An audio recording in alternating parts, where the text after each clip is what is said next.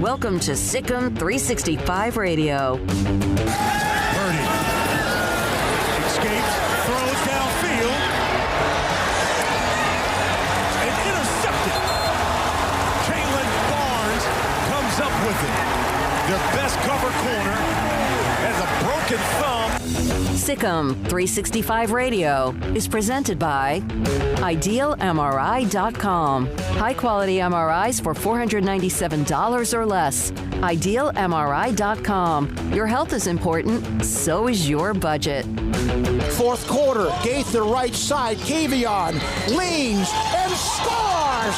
Touchdown! And if you're center, that might be the best thing that happened with 1:25 to go in the game. The 3 o'clock hour is sponsored by Waco Custom Marketplace. Meats, sweets, Texas treats, and a cut above the rest. 425 Lake Air Drive, Waco. 32 yards, Gonzalez, snap, kick is up, it's long enough, and the kick is good! Ball game, center wins it, 31-30, final. Here's David Smoke, Paul Catalina, and Craig Smoke. Well, good afternoon on this Friday. It is November and Friday the 13th. And last night it felt like that. If you're the Connolly Cadet, high school football playoffs began the first week of the high school playoffs with a classic game in Madisonville that we did on 106.7 FM, The Eagle, and Sic'Em365 Radio. Paul Catalina, Craig Smoke, David Smoke, Armstrong Sims runs the mothership. And let me tell you something. That was a classic. I thought about the game on the way back, the 2-hour and 45-minute drive. You think about all of what's going on, and yet that classic game is one of the first playoff games last night in what we never thought if we'd maybe get to the playoffs in the first place. It was spectacular. Tough loss for Connolly. Yeah, it was a real tough loss. It was a real tough game. But that's kind of their season ended how it started, with tough games and tough.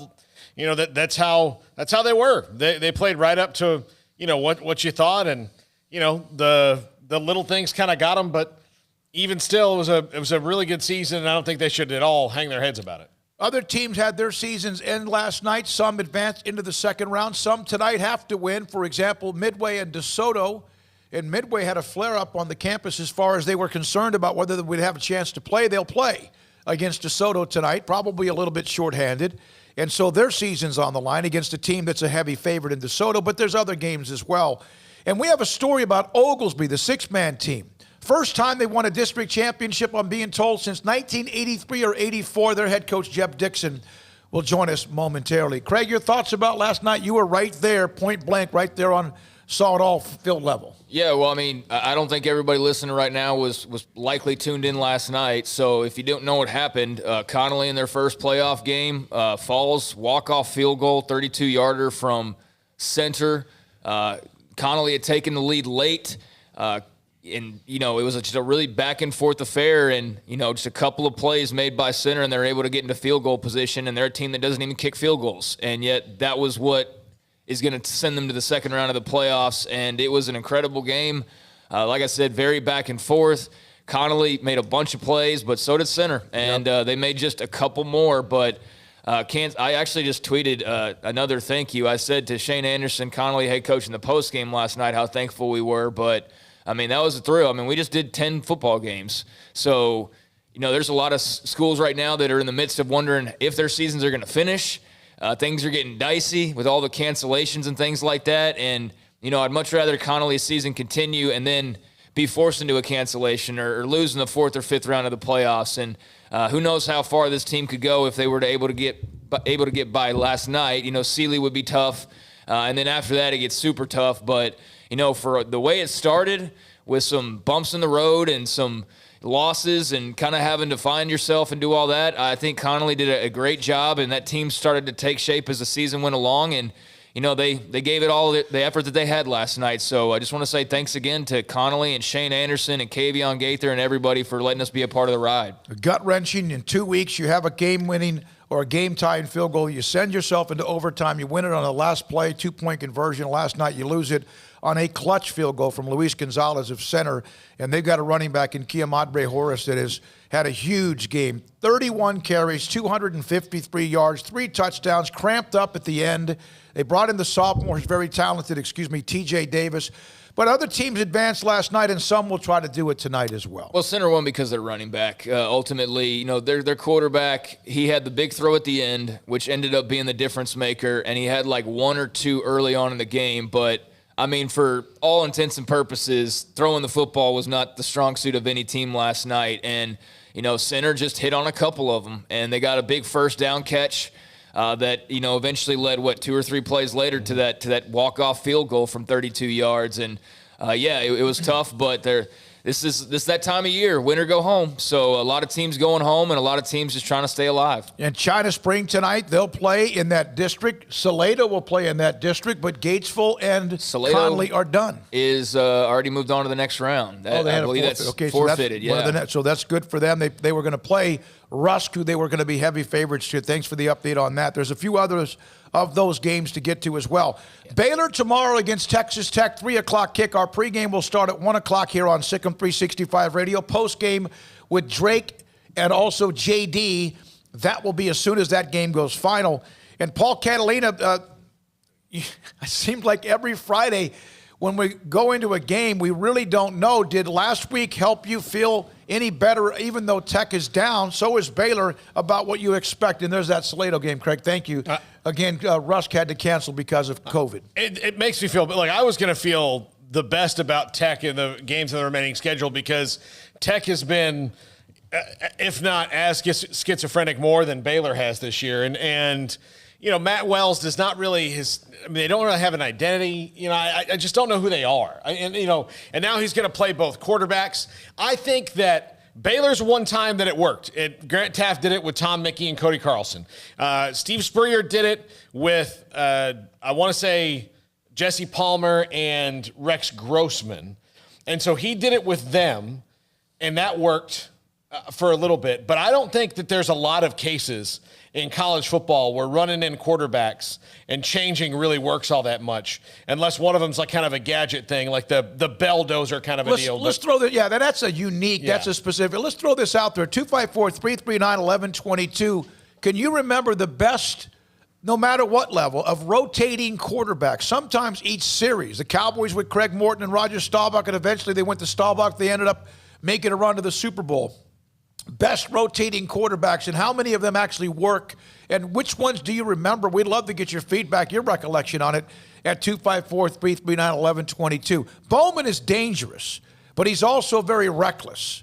And so, he seems to be able to put up big numbers, but as even yesterday Sam Bradshaw was saying, there's also some issues with sacks when it comes to what Texas Tech has been giving up as well. And Baylor has been able to get at the quarterback a little bit. They were able to get at Purdy early, but then the second half, they very rarely ever touched him. Well, now they don't have Terrell Bernard, who was a big part of getting to the quarterback, or at least creating issues to be able to get to the quarterback. So the pass rush is taking a big hit. There's no doubt about that. Tech is a team that usually plays Baylor pretty well, regardless of the circumstances. When they're not supposed to be, really contending with a good Baylor team, they still manage to make it a stressful game. And, the last time they had an opportunity when Baylor was down, they took full advantage of it. And Patrick Mahomes, remember, lit Baylor up, and that was years ago now at this point. But, I'm definitely, as far as Baylor goes, I'm more confident coming out of last week. I think we saw some good things. I mean, they're far from a finished product, obviously, and they won't be a finished product even by the end of this year if they're able to play the remaining 4 games. It'll take spring ball and next fall to get to where they need to be, but I think we saw more good than we saw bad last week, and that was a change from the previous couple of games where it was mostly negative and mostly a feeling of, like, look what you didn't do.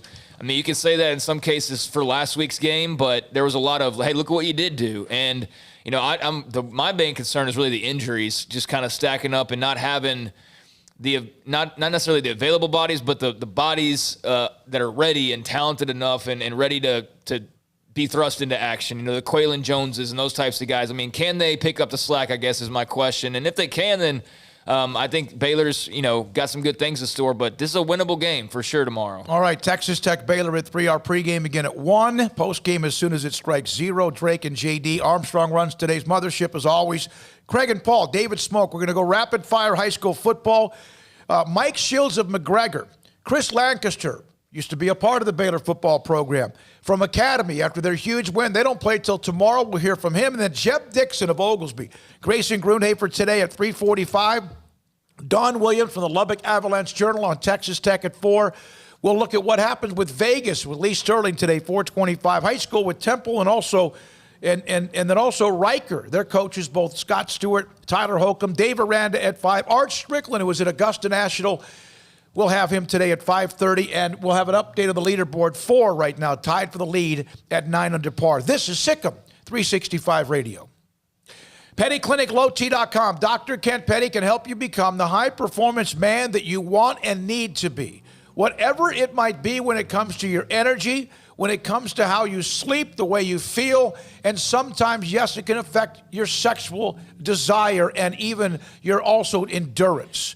Nothing wrong with admitting that if, in fact, that's the case, because in the end, don't you want to feel better? Don't you want to be better, perform better? And people all over the place, you watch television, you see a lot of the commercials of how they're trying to fix ED or whatever it might be. Dr. Kent Petty here locally can help you at PettyClinicLowT.com. And here's what he can do. He can help you get discounted lab work. That's your blood work. He'll get the results. He'll look at the results. He'll look at the level of testosterone you have or don't have, whether it's down a lot or down a little bit, or maybe you're fine. But also they'll test for many other things, including your PSA level for prostate cancer. And then if your testosterone is too low, he can put you in a program to put it back to where it needs to be so you yourself can be the man that you want to be. And that's the bottom line at PettyClinicLowT.com. At Baylor University, students find their place to shine. They're faithful friends and inspirational leaders. They're championship teammates and independent thinkers. They're on the cutting edge of high tech and in the halls of history. If you want to make the world a brighter place, you can. And if you want to shine in your own way, you can. The spark you need is already inside you.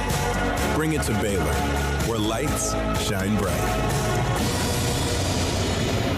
Boozers is the wedding ring store and more. If you're ready to get engaged or already married and want to upgrade your wife's ring for a special anniversary, Boozers is the place to go. With the largest selection of premier quality diamond engagement rings and wedding rings in Central Texas. They have 7 cases with over 300 styles of rings from top designers like Natalie Kay. Choose from yellow, white, or rose gold, plus beautiful top quality loose diamonds. With an in-house jeweler, they can also custom make anything you want. Bring in a picture or drawing and let Boozers create your one-of-a-kind pendant or ring. They can even use some of your old gold and diamond jewelry to create something new. At Boozers, you'll find a great selection of quality timepieces, and Boozers is the place for expert watch maintenance and repairs, too. They specialize in expert Rolex watch repair for fine jewelry, watches, custom work, and more. Go to Boozers on Valley Mills and Lake Air Drive in Waco. Boozers, the wedding ring store and more. One size fits all. That may be all right for an adjustable belt or cheap sunglasses, but when it comes to your financial needs, no one wants a one-size-fits-all strategy. Cam Heathcott, your Edward Jones financial advisor, knows that his most important goals are yours. That's why he takes the time to understand your needs, knowing you. That's how Edward Jones makes sense of investing. Cam Heathcott, covering Conroe and Houston, 936-756-7717 or cam.heathcott@edwardjones.com. Edward Jones, member SIPC. At Ideal MRI, we feel blessed to be a part of the Waco community. We're a small family business right here in Central Texas, and our goal is to bring down the cost of healthcare while maintaining high quality.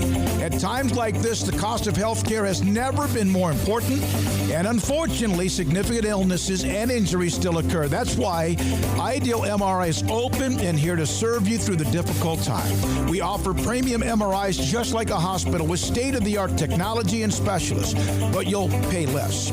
sometimes thousands of dollars less, whether you're using insurance or not. At Ideal MRI, we accept most insurance, and there are no hidden costs, even offering financing if that's needed. Everything included in the price, and you'll not get something as a surprise in the mail later on. If you need an MRI, ask your doctor about Ideal MRI. They'll know. You can schedule an appointment safely from home online in minutes at idealmri.com or give us a call, 833-IDEAL-MRI, idealmri.com. Let Camille Johnson Realtors guide you seamlessly through the process of buying your dream home or selling your current one. Commercial, farm and ranch, or residential, Camille Johnson Realtors can smoothly and successfully lead you through any transaction. With a team of 28 experienced agents who are excited about serving you, Camille Johnson Realtors services the entire greater Waco area. If you're in the market to buy or sell, contact Camille Johnson Realtors, 104 Midway Center in Woodway, or find them online at www.camillejohnson.com. Camille Johnson Realtors, elegant, charming, warm. Welcome home. Welcome back to Sic'Em365 Radio.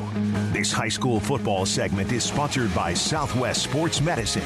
We'll get you back in the game. All right, here we go, this 3 o'clock hour. Bang, bang, bang with three coaches. We'll have Mike Shields of McGregor, also Chris Lancaster of Academy, and then also Jeb Dixon will join us as well from Class 6-man, Class 1A in Oglesby. We're now joined by Mike Shields, head football coach at McGregor. Mike, thanks for your time. I know you're about to board the bus. It's fun. You've done a heck of a job. You survived that district. How much does that schedule, you think, help your district and the four who remain move on to the next round? Well, we hope it helps quite a bit. You know, I mean, I kind of told our guys after we played Mart that that game was going to help us in district because it was going to get us ready for it, and we think it did. So we're hoping that this tough district, you know, showing up every Friday night, having to play your best game, you know, applies to us in the playoffs. So we hope it continues. But in your district, you have to win games. You have to get crafty sometimes and win different ways and do that. How do you feel confident, or how confident do you feel in your team to, you know, roll with the punches like they have all year long and have to deal with whatever comes their way, because your district was kind of like that? Right, exactly. You know, I mean, there were games when we kind of felt like we just had to outscore them, you know, and then there was other games that their defense may shut us down, and maybe we had to steal a possession here or two with maybe an onside kick or going for it on fourth down, or, you know, a number of things. And, you know, you just got to sometimes take your chances, and hopefully it goes our way. Coach, does it feel like a switch has flipped as far as, you know, making that change in mode from regular season to postseason? Yeah, I mean, you know, it does in this first week of it, you know. I mean, you kind of the, I don't want to say the pressure's off, but hey, you're in, you know you're in, and hey, now let's go have fun and play a good football game, and maybe, you know, win a playoff game. Yoakum is 7-2. They have a couple of losses in district to Columbus and Hallettsville, teams that you guys will see as far as your district matching up with them. They're not a team that puts up 40, 45 points a game. They did against Hempstead. They scored 62, 40 a couple of different times. But it seems like they're winning with their defense. They've given up points as well, but not a lot. What kind of pace of a game do you feel like you'll see tonight? Yeah, I mean, I think they're going to try to run the ball. They're a pro-I team, and that's what they've been doing to people, is just run. And as we all know, that keeps the clock going, keeps the chains moving, you know, which if we can do that, we like to do that, you know. So it could be a pretty quick game. You know, once again, we know with Viandre back there at quarterback that if they can step up and stop Chad Lorenz, then hopefully we can throw it over the top of them. I was going to ask that. You have the ability to do whatever you need to when you need to. You can throw it with Viandre, and also Chad's had a big year with the running game. How much is that a peace of mind knowing that? Oh, most definitely, you know, because, you know, we'll see defenses that stack the box, and then, hey, we gotta throw it sometimes, you know, and having that option is a big plus for us. And, you know, Viandre's been hot all season. He had one bad game, Lorena got after us and got some pressure on him and everything. But other than that, man, he's done a great job for us. Is it easy to kind of get your offense up for a game where it is contrasting styles a little bit, knowing that, they want to, like you said, run in the pro eye and drain the clock? And if you tell them, like, listen, early in this game, if they're going to let us run, we're going to run, that usually fires them up, right? Yeah, exactly. Our offensive line is led by Will Allison and Reese Huffman. Man, they love running the ball and running power and running right behind them. And when it becomes, 4th and 1, 4th and 2, they give me a look like, hey, we want to go for it stuff. So I rely on them, believe me. Hey, Mike, good luck. I know you got to get on that bus. Good luck tonight. Appreciate your time. You. Thank you very much. That's Mike. Yeah, you guys. You too. That's Mike Shields of McGregor. They played Yoakum, came out of that district from hell. When Troy, with what they had, and they don't make it, then you know how good that district was. And then Academy, of course, with that huge win. Chris Lancaster will join us here momentarily as they open up. Not today. They open up tomorrow, Academy. The Bumblebees will open up tomorrow in their first playoff game of the year against Hallettsville, out of the same district, as I mentioned, with Columbus and then also with Yoakum. So we'll see what happens with that. That's tomorrow, an afternoon game between Academy and Hallettsville. 8-2, Academy 7-3, but a huge amount of momentum, you would think, after the big win against Troy. And Chris Lancaster joins us on Sic'Em365 Radio. I know you don't play until tomorrow. You'll be about maybe second quarter at this time tomorrow. But Chris, how much does what you did and how you won and how you got in the playoffs carry over, do you think, to tomorrow? Well, I think it's going to carry over a bunch. It's got to. It was exciting last week and how the Bees were able to pull that thing off. But, we're excited down here and just looking for this opportunity. When you are in a district like the one you are, and then, sometimes it's easy to kind of just focus on you and not have to watch all over the place. But this year, what was it like having to every night as soon as the game's over, make sure like, okay, here's where the district is falling right now? We really didn't think about that until the last week. We had the bye week right before we played Troy, so everything was kind of lining up. And then we figured out we needed to win to get in, and so that's where our focus was, just on that last week. Coach, when did you start to see this group make the strides to where you knew that you had a good chance to have a good team and get into the postseason and maybe make some noise? Where were kind of the seeds planted, and when did you start to take notice of where you guys were? Ooh. You might call me crazy, which I am, but I think it was the first game at Rogers. Just seeing finally got a blueprint or a snapshot of what these kids had inside of them. We were down a little bit and won a close one, so we just kept feeding off of that and trying to preach, how that can help us down the road. And then, our first district game was against Lorena, and we did go in with a halftime lead. Now we turned over the ball a couple of times during the second half and didn't come out on top, but we still fed off of that. And then came home and won a great game against McGregor. So that kind of kept us going the rest of the way.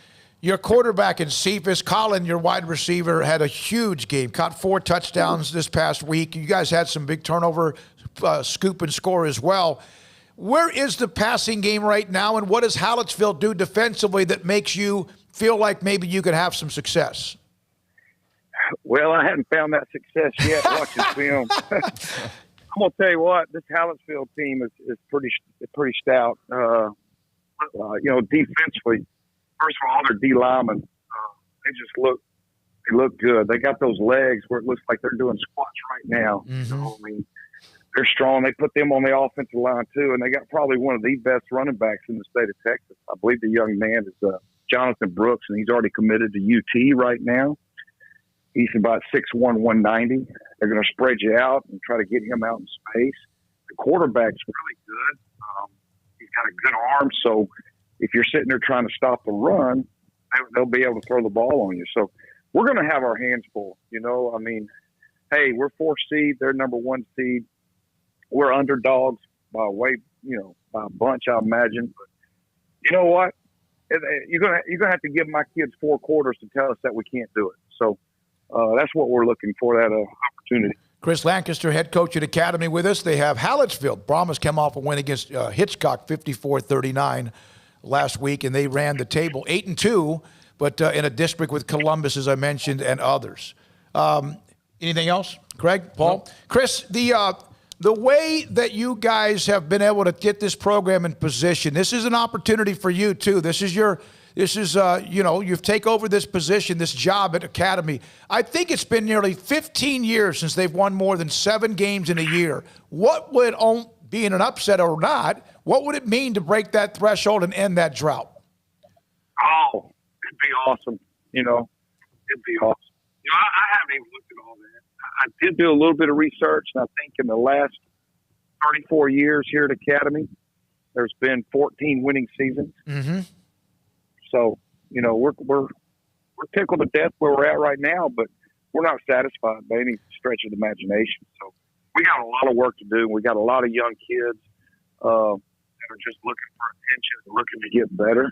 And these seniors, and that was my whole goal coming in, especially with COVID-19 and the uncertainty of things, is making sure this was the best year that we could have with our seniors. And I think we have done that. And these seniors are going to leave a legacy for them, a little blueprint for these younger guys. We're playing a lot of freshmen. We're playing a lot of sophomores. And we got a few juniors sprinkled into this roster. But just looking for the good times ahead. Thank you, Chris. Appreciate your time. Good luck. Always appreciate your time. Guys. Chris Lancaster at Academy. Since 1986, they've had a 9-3 team in 91. They won 8 games in 2001 and 8 games in 2005. And there's a 7-win team here and there. The last time they won 7 games was 14. They've been in the playoffs, but usually one and done. 14, they went 2 rounds deep. Mike Nichols was the head coach. But it's been few and far between, and he's trying to build the blocks. At 7-3, they do have their work cut out to them. Cut out for them against Hallettsville. Break here, and then Jeb Dixon? Or you go ahead and read Jeb All right, Dixon you got that ready, Armstrong? Oglesby is in the 6-man playoffs, and you know what? What a great story. 9-1. Jeb Dixon was on Jonesboro's staff when they played for a state championship under Eddie Gallegos. They didn't win that year, but he was on the staff. He was at Gorman recently. He takes over a program that has not won much at all, and he has Oglesby in the playoffs against Oakwood, a very talented team out of East Texas, and my conversation with Coach Dixon. Oglesby's Jeb Dixon's done one heck of a job. And Jeb, is it true the first district title for Oglesby in 36 years? Man, I think that's kind of been one of those things where it's kind of been back and forth. Some people say that they won one here in 2013. Some say it's been since 1984. I really don't know. That's something that I haven't researched. I just, we're still trying to go kind of one game at a time. I know, my uncle won one back in 84 here, but as far as the 2013, some say they won it then. I don't have any idea. So that's a question I don't know the answer to yet. Well, let me ask you this. You took over the program, and last year they were 2-7, 1-9, 2-8. Those are the last previous years. What about Oglesby? Was it the connection you had with your uncle? What was the reason you said, okay, let me go try to see if I can win there? Yeah, I mean, I'm a Coryell County boy. I was, been in Coryell County pretty much my whole life. I had a good stint there at Jonesboro as the assistant, and then just decided that I wanted to be the head guy. So took the job there at Gorman to kind of get my experience, and then my wife and I, families all Coryell County, trying to get back home, and I had an instant connection with Oglesby just because of my uncle's past here, and just kind of one of those things where he was really successful when he was here, and I just wanted to kind of rebuild the program, and just knowing people was key for me getting back home. I'm 12 miles from home now, so that makes a big difference as well, getting closer to mom and dad. Yeah, you went to school at Gatesville. That's where you went to high school, and so that is close to home. Now, you have a couple of running backs that are putting up huge numbers. You've even sent me some numbers on Barrow, and your other running backs having a big year. Your thoughts about how explosive you've been with the running game? Man, I contribute a ton of it to our guys up front, man. Our O-line has done a remarkable job the last few weeks, blowing some holes up there. Our lead backs have done a really good job. I mean, we don't do anything crazy with our run game. We just kind of rely on the old fundamental blocking. those guys are putting up big numbers, and it's been fun to watch because they're just as excited to block for one another as they are to get the ball and tote it. So, a lot of that's going to be credit to the O-line, the quarterback and lead back also to get out and block. I mean, it's just very, very, very unselfish group of kids. Well, let's look at Barrow and Markham. In fact, just a couple of weeks ago, you ran for nearly 500 yards, and they had 449 of it. The 1-2 punch that they give you and how talented they are, and you mentioned the offensive line, but at the level that you play, it's great when you can get one, but how dynamic is it you have two? Oh, it makes a huge difference. There's nobody can scout just the one kid. They're different in their running styles. They both run extremely hard. Davin's a lighter type kid that he's going to try to get out and just explode through the hole. Ian he's a bruiser. I mean, he's going to break tackles and run through you if he gets the opportunity. I mean, they're night and day difference in their running styles, but they both complement each other really well.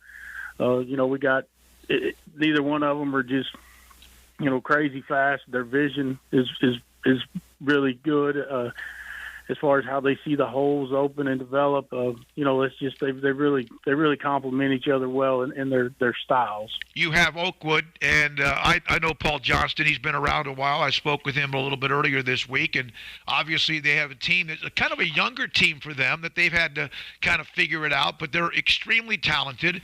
And your thoughts about what you see from Oakwood? Oh, very athletic, very athletic.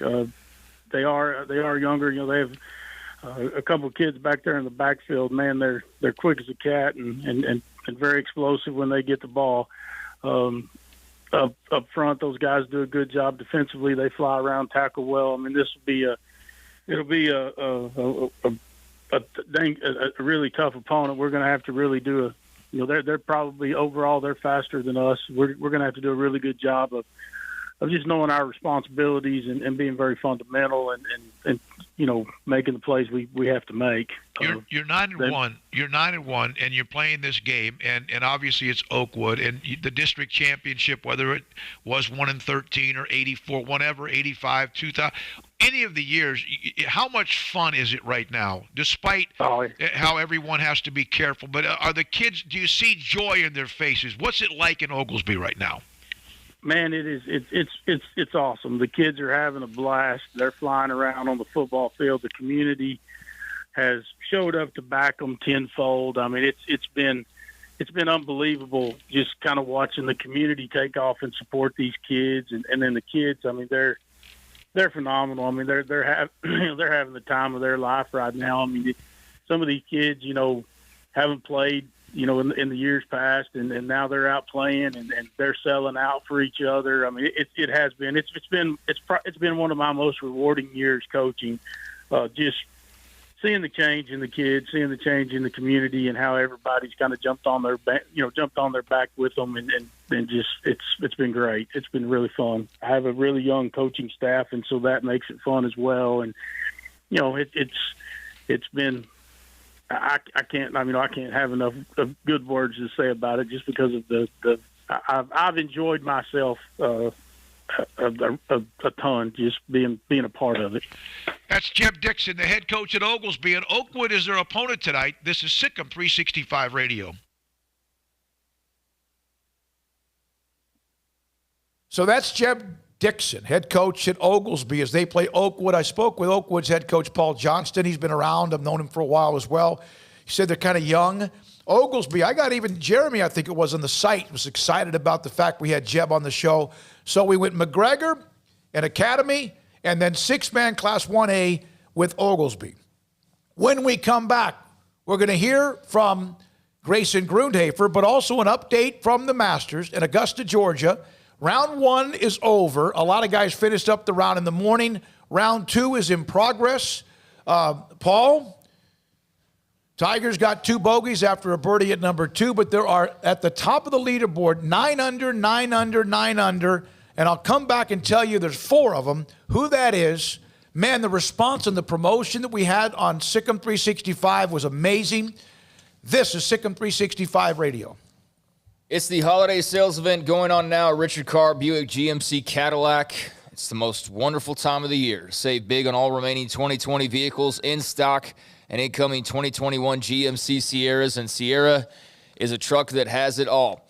Power, first-class seating, unbeatable technology.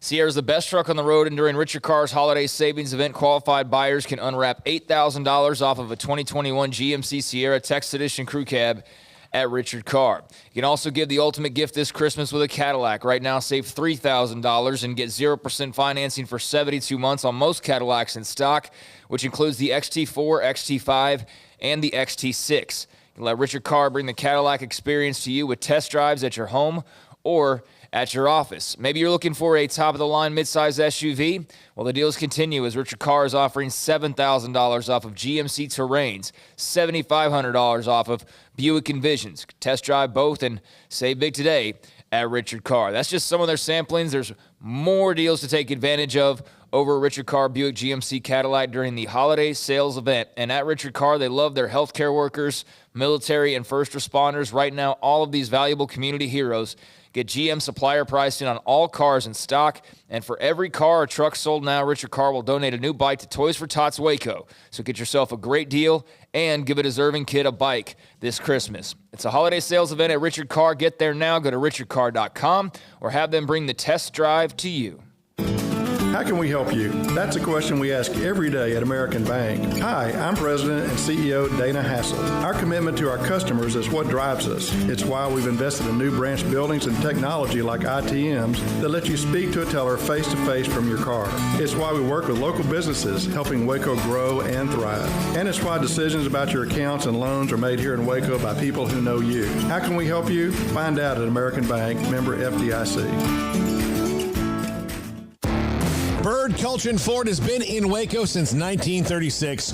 Ford, the #1 selling truck in Texas, 43 years running. And Bird Culchin Ford proudly supports high school football in Central Texas. And no better way to tailgate with a Ford than from Bird Culchin Ford. And are there better vehicles to tailgate with than the Ford F-150 or the Ford Expedition? And of course, you can get them new pre-owned Bird Culchin Ford. Our sponsor of the Ford Tough Player of the Week, locally owned dealership. Online at bkford.com at 1701 West Loop 340 in Waco. Bird Culchin Ford. How often have you said it's time to get in shape? Every day, every week, every month, maybe for as long as you can remember? How about starting today? I promise if you'll just join Waco Regional Tennis and Fitness now, you'll thank me later. Hi, this is David Smoke, offering a variety of 40 group exercise classes every single week, including boot camp on Tuesdays and Thursdays at 5:15, plus spin, body shaping, Pilates, yoga, and bar. And oh, there's a free kids club as well. Waco Regional Tennis and Fitness open Monday through Thursday, 5 to 10, Friday 5 to 8, Saturday and Sunday 7 to 7, and personal trainers Christian London and Randall Court. World-class tennis facility with pros Britt Coleman and Joe Rosa with lessons, camps, and special events. Spacious and clean workout rooms, locker room for men and women, both with a whirlpool and sauna, and now there's touchless bottle filling stations. No intimidation, tremendous camaraderie, an entirely new atmosphere, and yes, you can do this, but you have to walk through the front door. It's time to react today, not tomorrow. Waco Regional Tennis and Fitness on Lake Shore Drive in Waco.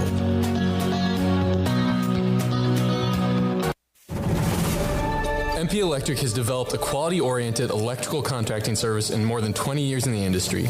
Led by President Mark Perry, our electricians go through a 5-year apprenticeship program, are licensed by the state of Texas, and getting continuous education annually upon renewal. In great part, the success of MP Electric lies with its management and professional expertise of its employees. All of our employees share a dedication to quality and commitment to serving the needs of our customers. For new construction and remodels, parking lot, lighting and surge protection, landscape lights, security lights, troubleshooting, and repairs. For industrial manufacturing, food and beverage, paper and publishing, heavy industry, cement and rock crushing plants, water distribution plants, and utilities. For 20 years, MP Electric has serviced industrial, commercial, and residential products. We do service right. MP Electric Inc. at 1890 Galaxy Road, Waco. MPElectricUSA.com.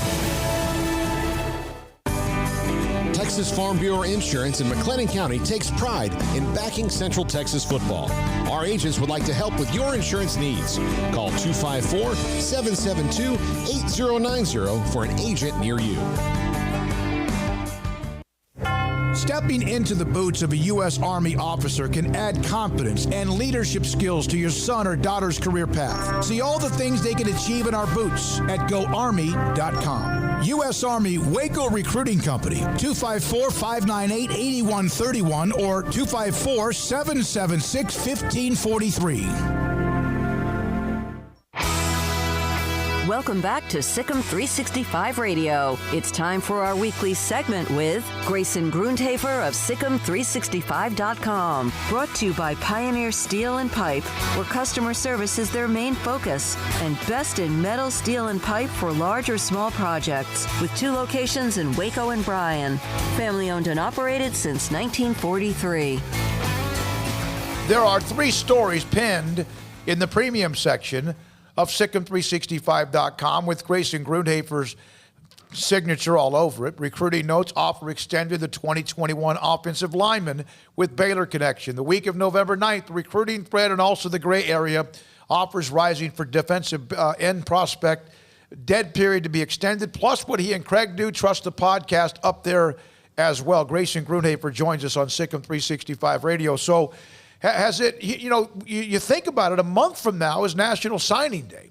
Within the next month, any pickup at all, Grayson, at all, or do you feel like Baylor's pretty much set where they are and what they have now is what they'll sign when that day comes?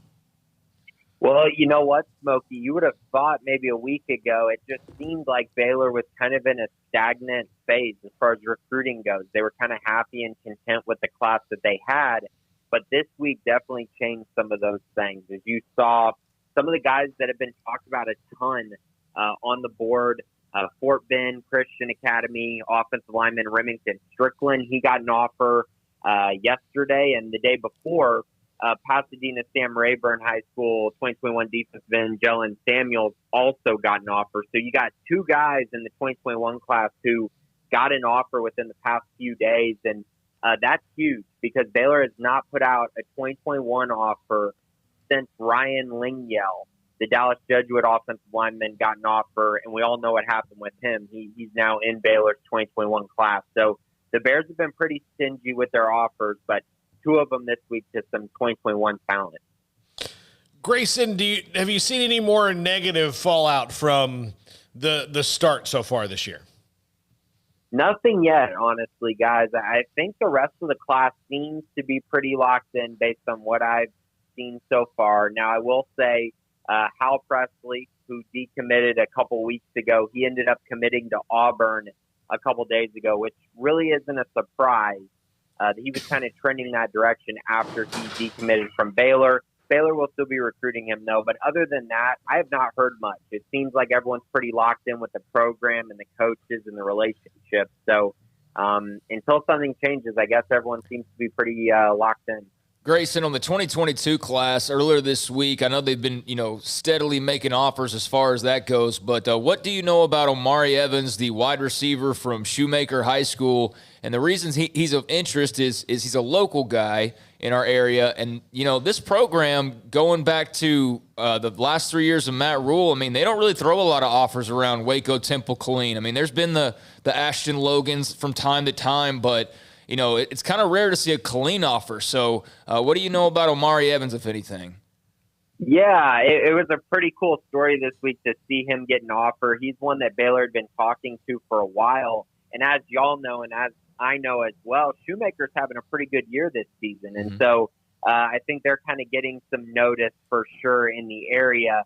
Omari's been hearing from a lot of schools. He already has 9 offers. So he's got Arkansas, Boston College, Indiana, Rutgers, SMU, schools like that.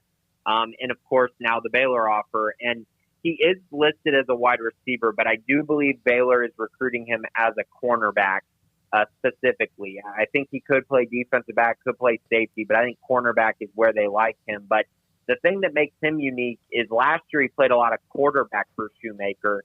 He's also been used as a wide receiver, kick returner, running back. He kind of does it all for them, or at least he did last year. This year he's been more focused on the defensive side, at least it seems based on his film. So very good player. He's receiving a lot of interest. I know West Virginia, Texas Tech, and Duke have also been reaching out to him. So a very good player and one that I think is going to have quite a few more offers coming his way. Grayson, what would just a win mean right now to just win a game to Baylor in football? Oh, it'd be huge. I think, I mean, guys, this is that question is such a good one just because I think you could look at it from so many different perspectives. I think the recruiting aspect, obviously, recruits want to see a win. Recruits want to see progress and momentum for the football team. I think the locker room, I think these guys want to get a win, kind of get that monkey off their back after losing a few in a row since winning that Kansas game early in the season. And then obviously from a fan perspective, fans want to see a win. I think the athletic department wants to see a win. There's just so many levels to it, and this is a very winnable game. So it's a great opportunity for Baylor to put their brand up there on a national level and try to go out and get a big win over an in-state rival. Have you figured out Texas Tech? I've been trying to write a column of Matt Wells all day long today, and I don't know what to really write about him. He hasn't really established himself as a head coach to me enough yet to where I can write something and even make little jokes like I did about the other coaches. Yeah, I think that's a good question. Now, I do listen to the teleconference every week, and I actually really like Matt Wells. He's a pretty, honest coach. He's a guy who really is no nonsense. But I can tell you that every Texas Tech fan that I know, that I talk to, I have not heard one of them say great things about what they see on the field and their confidence level in Matt Wells. And I mean, it all kind of culminates with the fact that I think a lot of Texas Tech fans are looking in the NFL and seeing Cliff Kingsbury have success and wondering if maybe they should have just kept Kingsbury and just ridden out, the mediocrity of going 7-5 or 8-4 every year. But you also get to be exciting and put up points. But right now, they're not really scoring a lot of points, and their defense is just as bad as it ever has been, really. I mean, they're giving up 40 points per game. So I don't know that there's much to write home about. I think he's trying to change a culture there and trying to get talent on that football team. But this season has not gone well for them. And like I said, this is a game that Baylor should be able to win. Grayson, what gave you the most encouragement from last week's showing? Oh, yeah, that answer honestly has to be Charlie Brewer. I felt like if you get rid of his mistakes that he did have, and he had a couple, the interceptions obviously are the most glaring. He also missed a few throws on the day, but overall, I did feel like it was his best performance of the season. And he, hit on a couple deep balls, was fairly accurate on the day, ran the ball pretty well as far as getting first downs and moving the chains. So he was my biggest positive because for them to win football games, he's going to have to be pretty good. And without Trevor Bernard out there, it's going to make things even tougher on the offense. They're going to have to score points. And I'm looking at this game and I'm circling it as a game that Charlie Brewer should come out and have his best game of the season. When Abram Smith was recruited and he was going to be a running back, he was a running back recruit. And then he got hurt. And now he's a linebacker, and he's somebody that they're going to have to rely on. When he came out of high school as a running back, is that where you thought he would end up playing, not linebacker? Or was that in the mix because of what Matt Rule and the staff used to do? They would be unafraid to change anybody if they needed somebody to fit a position. Yeah, so I don't know if y'all remember this, but back when Abram Smith was recruited, I remember James Blanchard, who's now with the Carolina Panthers, was a guy who was very excited about Abram Smith as a running back, a guy that he thought had the potential to be, the starting running back for the Bears and being one of the better running backs in the conference. And when you watched his film, you saw that. You saw his ability, his speed, his burst, his ability to break tackles. But the injuries definitely took a little bit of a toll on him. And when you add that with the fact that Baylor's running back room is so loaded, he naturally they needed him to find another position, another way to contribute. And when you looked at him, you could see a frame that could put on some weight. And I think that's what's happened for him. I'm very interested to see what his confidence level is like and just see how he's progressed, because honestly, I think he's kind of an unknown factor right now as a linebacker. I think everyone's anticipating what can he be. But one thing I can tell you is the physicality he showed in high school, along with the speed, tells me that he has the athletic ability to do it. The question is, does he have the physicality and does he have the knowledge of the defense to be able to, fit gaps and fit in with the scheme that Baylor's trying to run. The concern about him, though, is the thing you cannot replace with Terrell Bernard is the experience, even though he's only started really about a year. But the speed that he had and the way he played so fearlessly, is that what they're gonna miss him? We thought they would miss Clay Johnston, and Terrell Bernard just jumped right in and had a huge game against Oklahoma State. Is there any way you could replace what Terrell Bernard was explosively? Yeah, and this is another great question, because coming out of high school, Terrell Bernard is a 4.8 guy. Guys, I mean, he's not the fastest athlete at all. I bet if Abram Smith and Terrell Bernard ran a 40, I bet Abram would beat him pretty badly. But the experience and the knowledge of the defense can make up for that so quickly. And what I mean by that is Terrell Bernard's ability to read plays is something that is just unique, that other players don't have. And because he can read so far ahead of plays, it makes him look faster on the field than he actually is.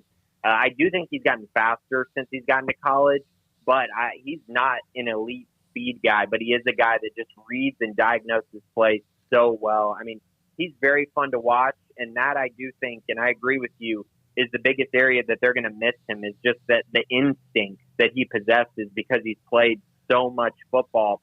And honestly, guys, he's had that since the moment he started getting on the field. I mean, we saw it in the ACU game when he had the interception. I mean, the instincts have always been there. Yeah, he jumped up on a little crossing pattern or whatever, a little pop pass, whatever they call it now. That's probably not what they call it anymore.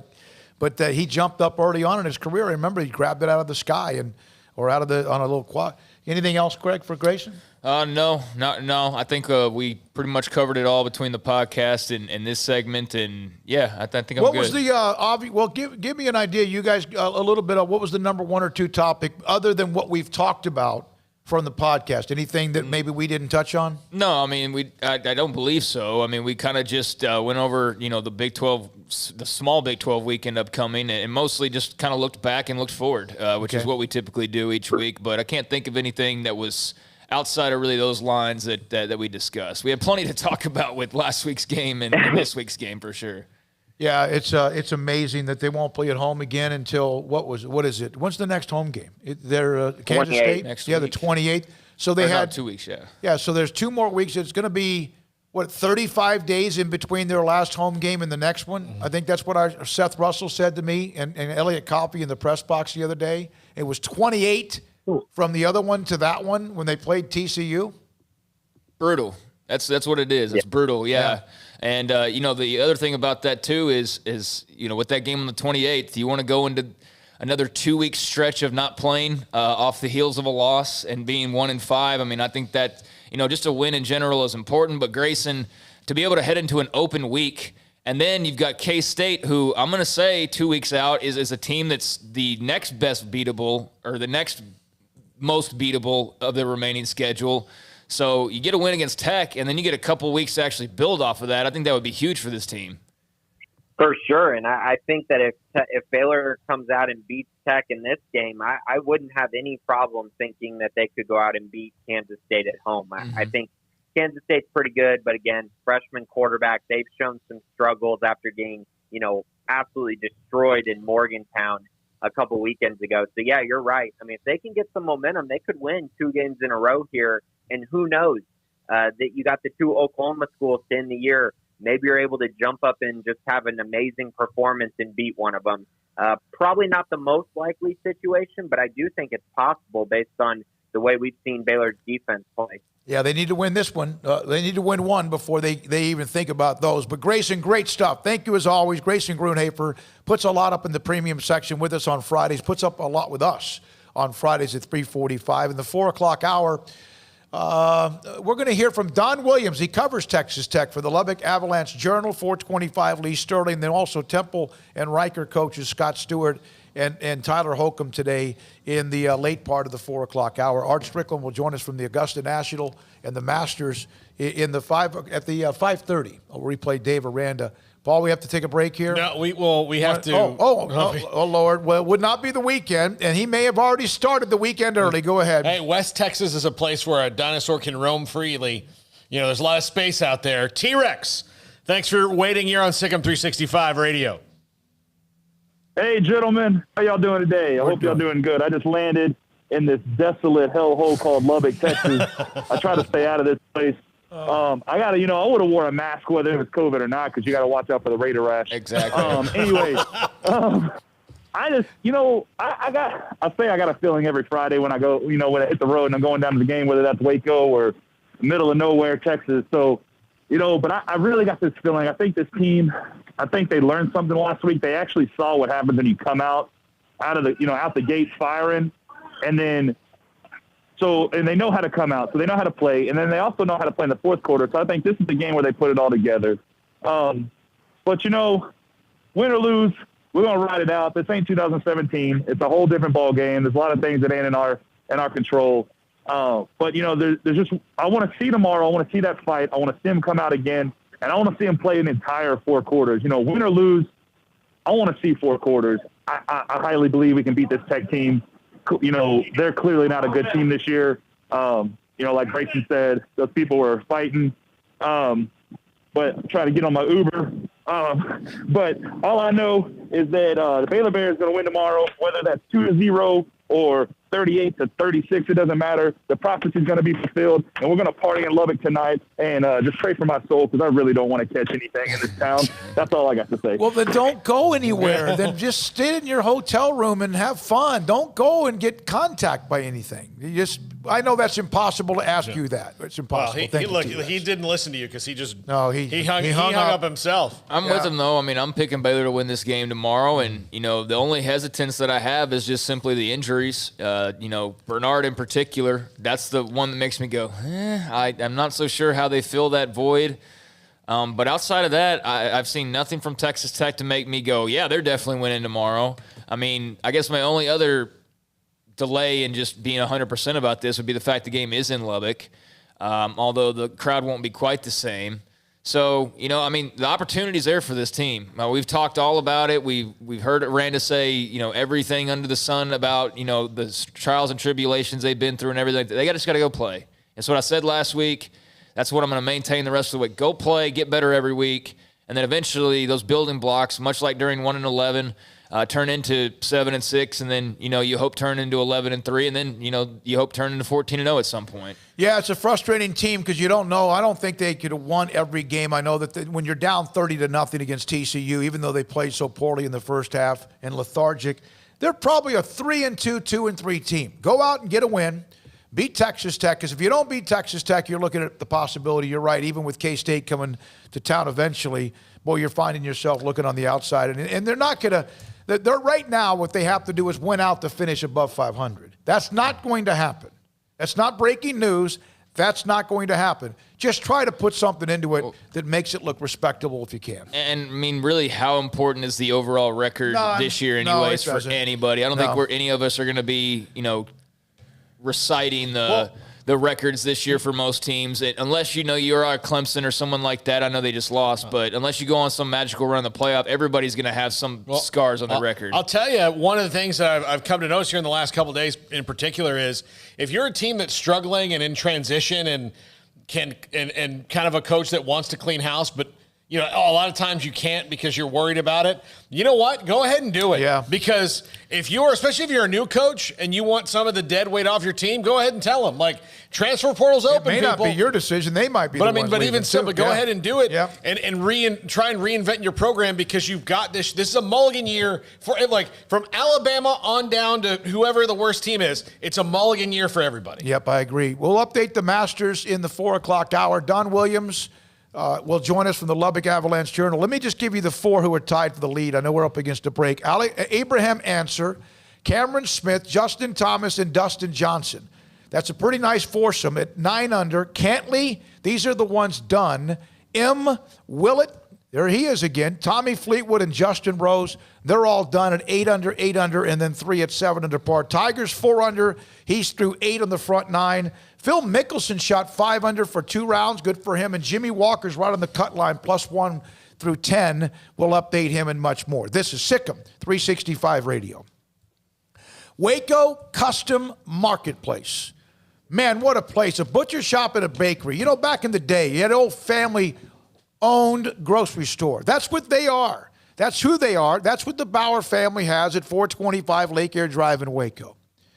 You can go inside there, and I just kind of look and closing my eyes to remember what's inside the 3 rows or so that are right down the middle of the grocery store, from pasta to canned goods to box dinners to seasonings and sauces and it's really a grocery store. It is. But the difference is they have their own bakery and they have their own butcher shop. Seafood, poultry, and pork. But the place that I go that is fantastic is what they can do with their meat, the beef, and the butcher shop. Customize whatever steak you want cut, whether it's a bone-in ribeye, a big, thick filet. We've seen them here. You've seen pictures of what Brian Etheridge goes and buys, what Taylor Bryan with Baylor Athletics and what he's put on the grill, his big green egg. It's amazing. Tasty, delicious, and custom cut to what you want. And the bakery with fresh baked bread and kolaches every single day, plus much, much more.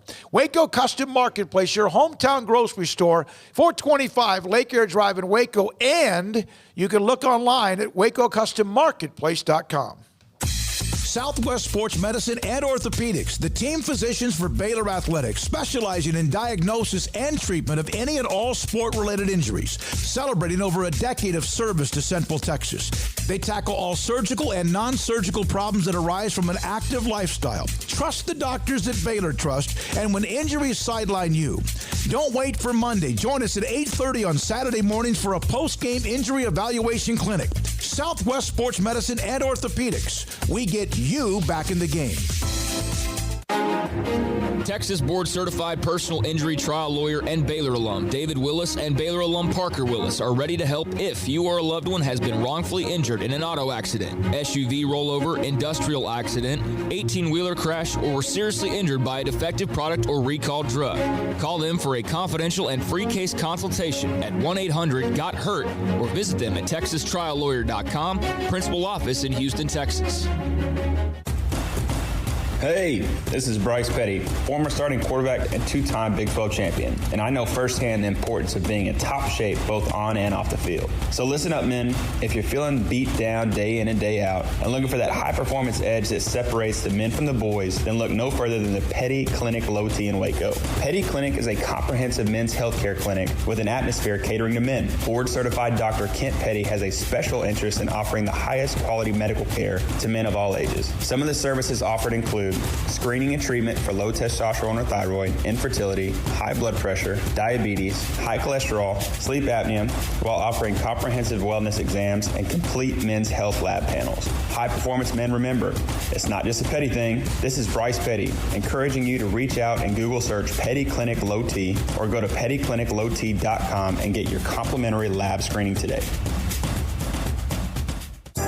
Riverbend Liquor and Wine has their easy-to-access drive-thru open and convenient and clean in-store location on the corner of Lakeshore Drive and North 19th Street in Waco. Riverbend Liquor has the best and most extensive variety of craft beer selections in Waco, and Balcones whiskey, including single malt, pot still, baby blue, rye, brimstone, and the all-new lineage in stock. Riverbend Liquor and Wine, family-owned and operated, and a hidden gem in Waco on Lakeshore Drive and 19th Street. And find out more on Facebook and Instagram.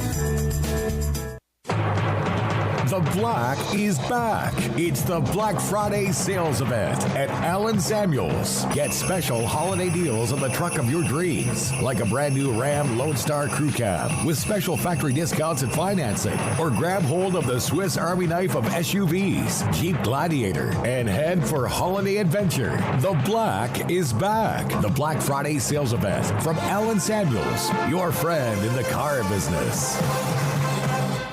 From the first workout to the last practice, sports is an incredible challenge. Hi, this is Dan Engel at the First National Bank of Central Texas, and we're proud to support each athlete, every parent, and our educators. From families, small businesses, to the biggest industry, we're here to help. With remarkable products like instant issue debit cards free at all of our banking centers, we've got banking ideas that fuel big dreams. The First National Bank of Central Texas. Familiar faces making local decisions. Member FDIC, Equal Housing Lender. Welcome back to Sic'Em365 Radio. Looking to the end zone. He's got him in. Touchdown. R.J.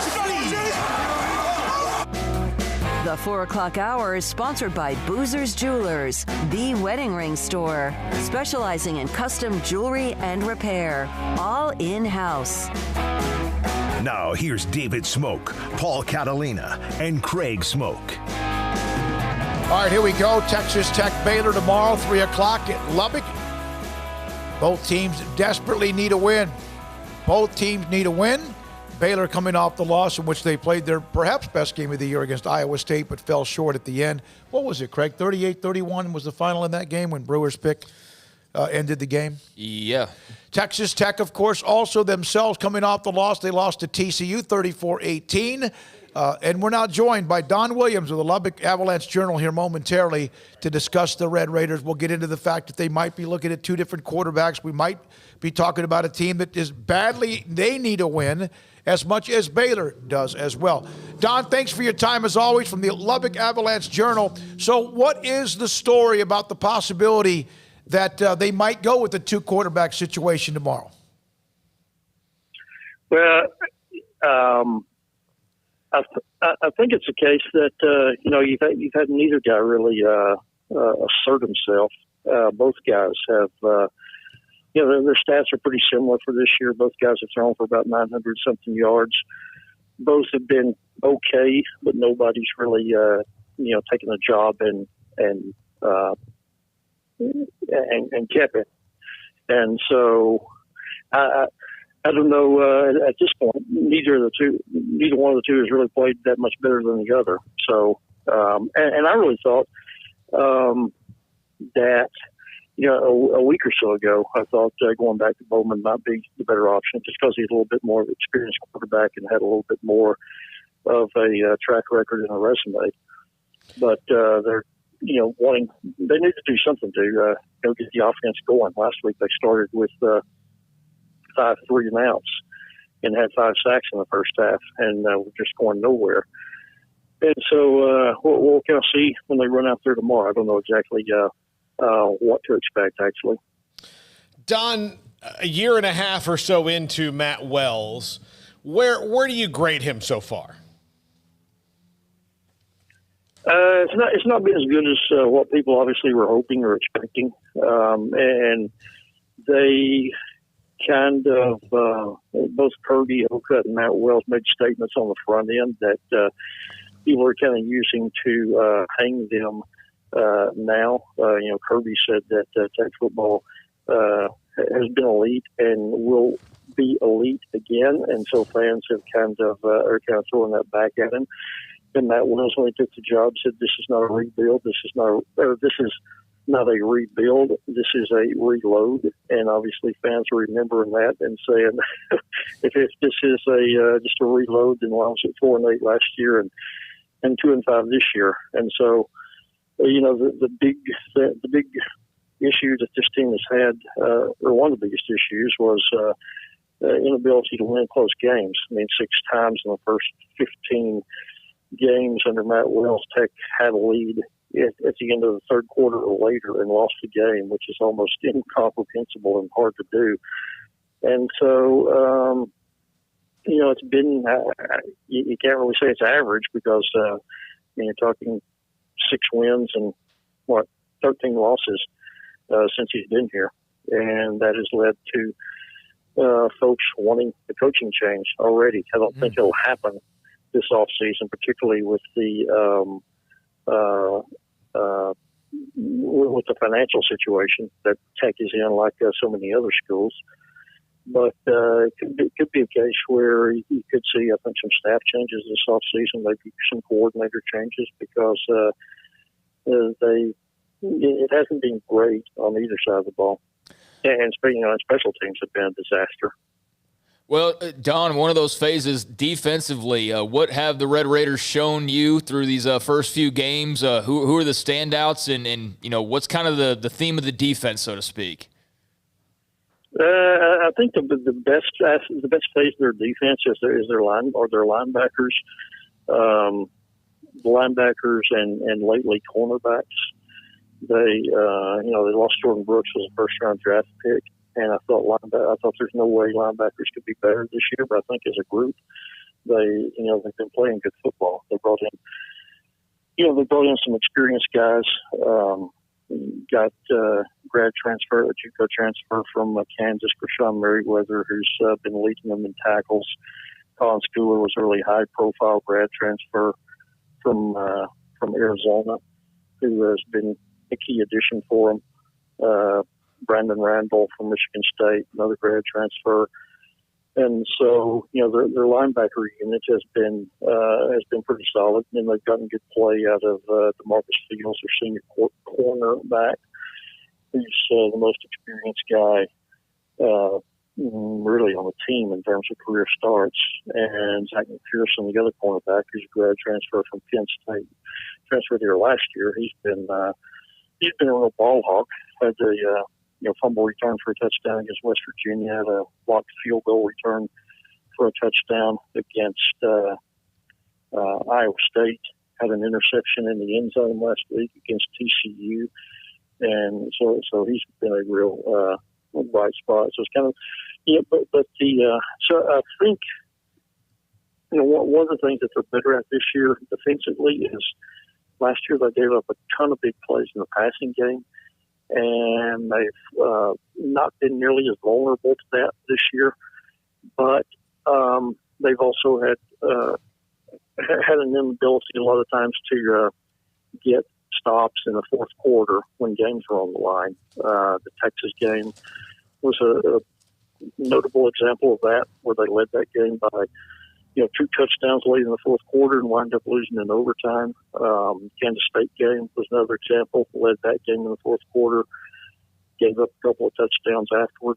And so that's kind of been their Achilles heel has been rising up late in games. Now, maybe some of that is notable to them because, again, the offensive struggles have kept the defense on the field too much.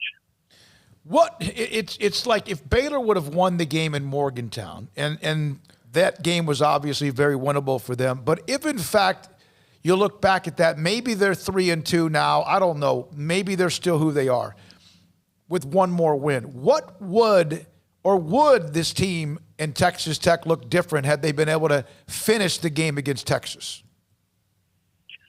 Yeah, that's the big question. It certainly would have helped them, emotionally, and to the degree that you believe in momentum, that would have seemed to be a big kickstart.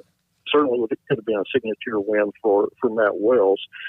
And again, that kind of the big thing that kind of reinforced in the negative sense was, again, this was a team that last year lost 4 games by 3 points or fewer. And so that was the big off-season focus and a big off-season discussion point. And then conference opener against Texas, things are going great with 3.5 minutes left in the game, and somehow you blow that. And like I said, and it's kind of here we go again. And again, kind of similar thing happened at Kansas State. Had the lead in the fourth quarter, couldn't hold it. Had they won the Texas game, would that have done something for the confidence that maybe enabled them to win at Kansas State and be in a better position now? We'll never know. But I think it certainly would have. One thing it would have done, it would have quickly kind of diminished the heat on Matt Wells, but instead that's just been a ball that's been rolling downfield for much of his tenure now. Don, with the Texas Tech crowd, typically, obviously Baylor hasn't arrived in Lubbock in quite some time. Is there like a little bit of a buzz for it? And with the home games that you've seen, is there such a thing as home field advantage, you think? Is there enough people in the stands to make enough noise, or is that kind of muted as well? Obviously, certainly it's not what it normally is, but I guess I've been a little bit surprised that I thought there was actually kind of a home field advantage in the Texas game because when things were going good, and they were exciting back and forth game late in that game, I actually did think it sounded pretty noisy for 16,000 people. To answer your first question, is there much buzz about it about Baylor coming back to town? No offense to the Bears, but quite frankly, no, because all the buzz right now is fans being really angry at the Texas Tech coaching staff and wanting to know what's going to happen this off season. And I think there's a real defeatist attitude around here. Again, with all the losing that this team has done, there's not much confidence that they can. Baylor's 1-4, and yet I would say if you took a poll of Texas Tech fans, there's probably not a lot of Tech fans that are picking Tech to win on Saturday. So that's the internal problems with the Red Raiders are kind of dominating the discussion out here. Last thing, Don Williams, Lubbock Avalanche Journal with us on Texas Tech. Last year there was some bitterness at the end of that game.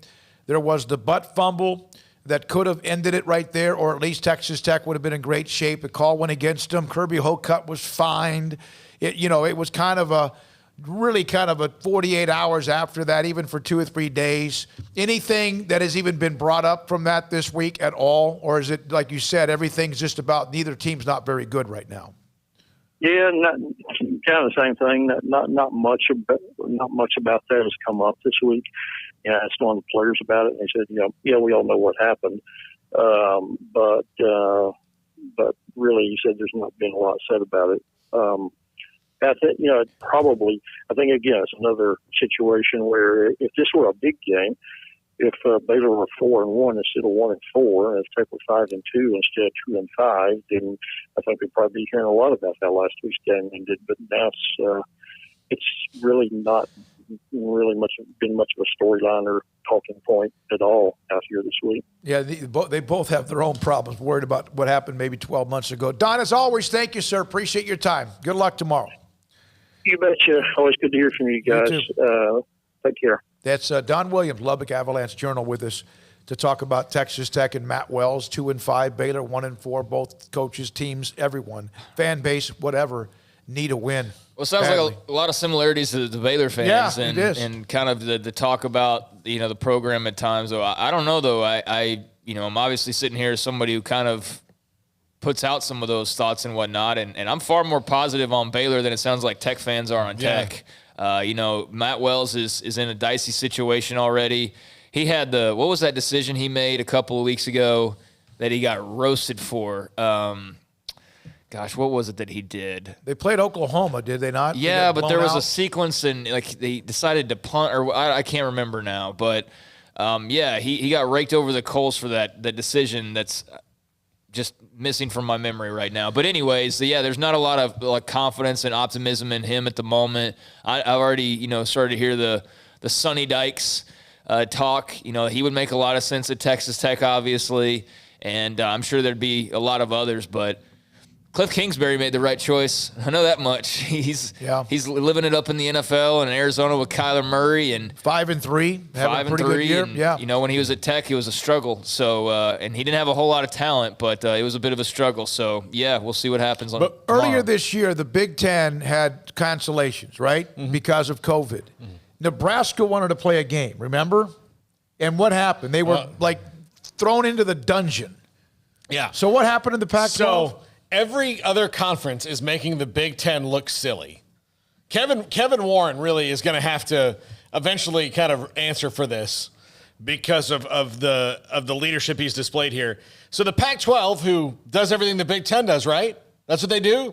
Well, not anymore. The Pac-12, who most people think is more of a disaster, UCLA and Cal are going to play on Sunday now at 9 o'clock a.m. Pacific time in the Rose Bowl, because they both lost games this week. Arizona State, Utah games were canceled. Yeah, so they were both canceled. The SEC today, and this happened earlier, so they have allowed December 19th as a makeup for games for which teams is supposed to be their conference championship. But who are not in the championship game. Okay. So that they can get more games in. Also, the SEC has allowed a 5-day window that if you've got a game canceled and you're not under COVID protocol, say like high school football's doing. Yeah, and maybe that's why they're doing it. It's like if a high school football team can do it, then we can too. So they're saying, okay, if you got a 5-day window, so say Florida and You know, just say two teams. And Missouri can play each other, right? Because they got games canceled. They can make that happen somehow if it's within the 5-day window. Okay. Well, yeah, the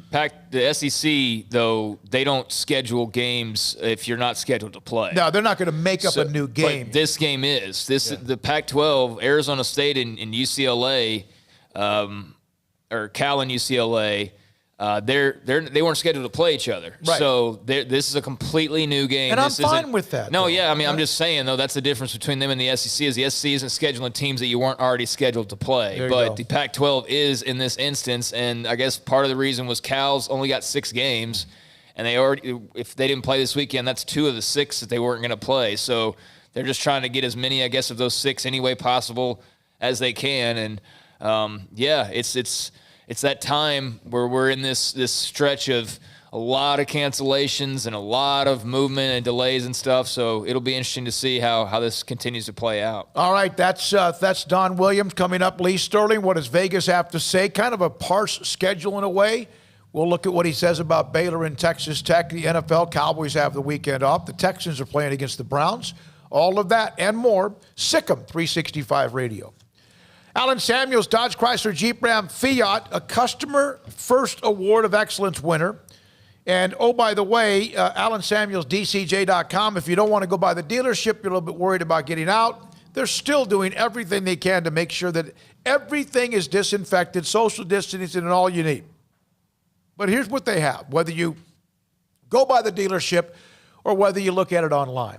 For example, the brand new, the beautiful Ram Lone Star Crew Cabs feature employee pricing for all, plus 0% for, 84 months, 7 years, or up to $3,750 in values. An additional $1,000 if you own a competitive brand. No trade-in required. And that is on the Lone Star Crew Cabs from Ram at Allen Samuels, Dodge Chrysler Jeep Ram. Also, an amazing selection. Rams, that if they don't have one, they'll find one because of the other dealerships they have and also what else they do with other dealerships around the country. Employee pricing for all on Jeeps. The Grand Cherokee Limited has 0% for 84 months, no payments for 90 days. Pick, oh, by the way, a Jeep Compass available as well. And the rugged Jeep Renegade Subcompact, your pick, because both feature employee pricing for all, 0% for 72 months, no payments for 90 days. One thing after another, they're doing a great job, and they want you to drop by, and they want to be your friend at Allen Samuels, Dodge Chrysler Jeep Ram Fiat, Loop 340, east of 84 in Waco. With more than 160,000 alumni worldwide and counting, the Baylor family is growing. And through the university's expanded Baylor alumni program, the family is growing closer. With hundreds of local volunteers planning events in cities and towns around the country, you can gather with fellow Bears no matter where you are. So, get connected, get something started, get involved, and make plans to get together with Baylor alumni. Visit us at baylor.edu/alumni. Car has the trucks, man. They have the one for you. Crew cab, short or long bed, silver, black or blue. Texas size selection, great prices too. Richard Carr, he has the truck for you. Carr has the trucks, man. He has the truck you need. If you want the best truck, you want a GMC. Texas size selection, great prices too. Richard Carr, they have the truck for you. Boots add protection. Good boots help you climb better and move forward faster. And when your son or daughter steps into the boots of a U.S. Army officer, they also learn how to lead. In these boots, they'll gain more confidence with expert training in one of more than 150 occupational specialties. In these boots, they'll stand a little taller and lead a team with diverse backgrounds and areas of expertise to successfully accomplish whatever challenge comes next. In these boots, they'll earn respect with valuable experience from day one that will give them solid footing for success into the future. Highly qualified candidates who earn a spot on our team can receive comprehensive health care coverage, college tuition assistance, and a bonus of up to $40,000. See all the things your son or daughter can achieve in our boots at GoArmy.com. U.S. Army Waco Recruiting Company, 254-598-8131 or 254-776-1543.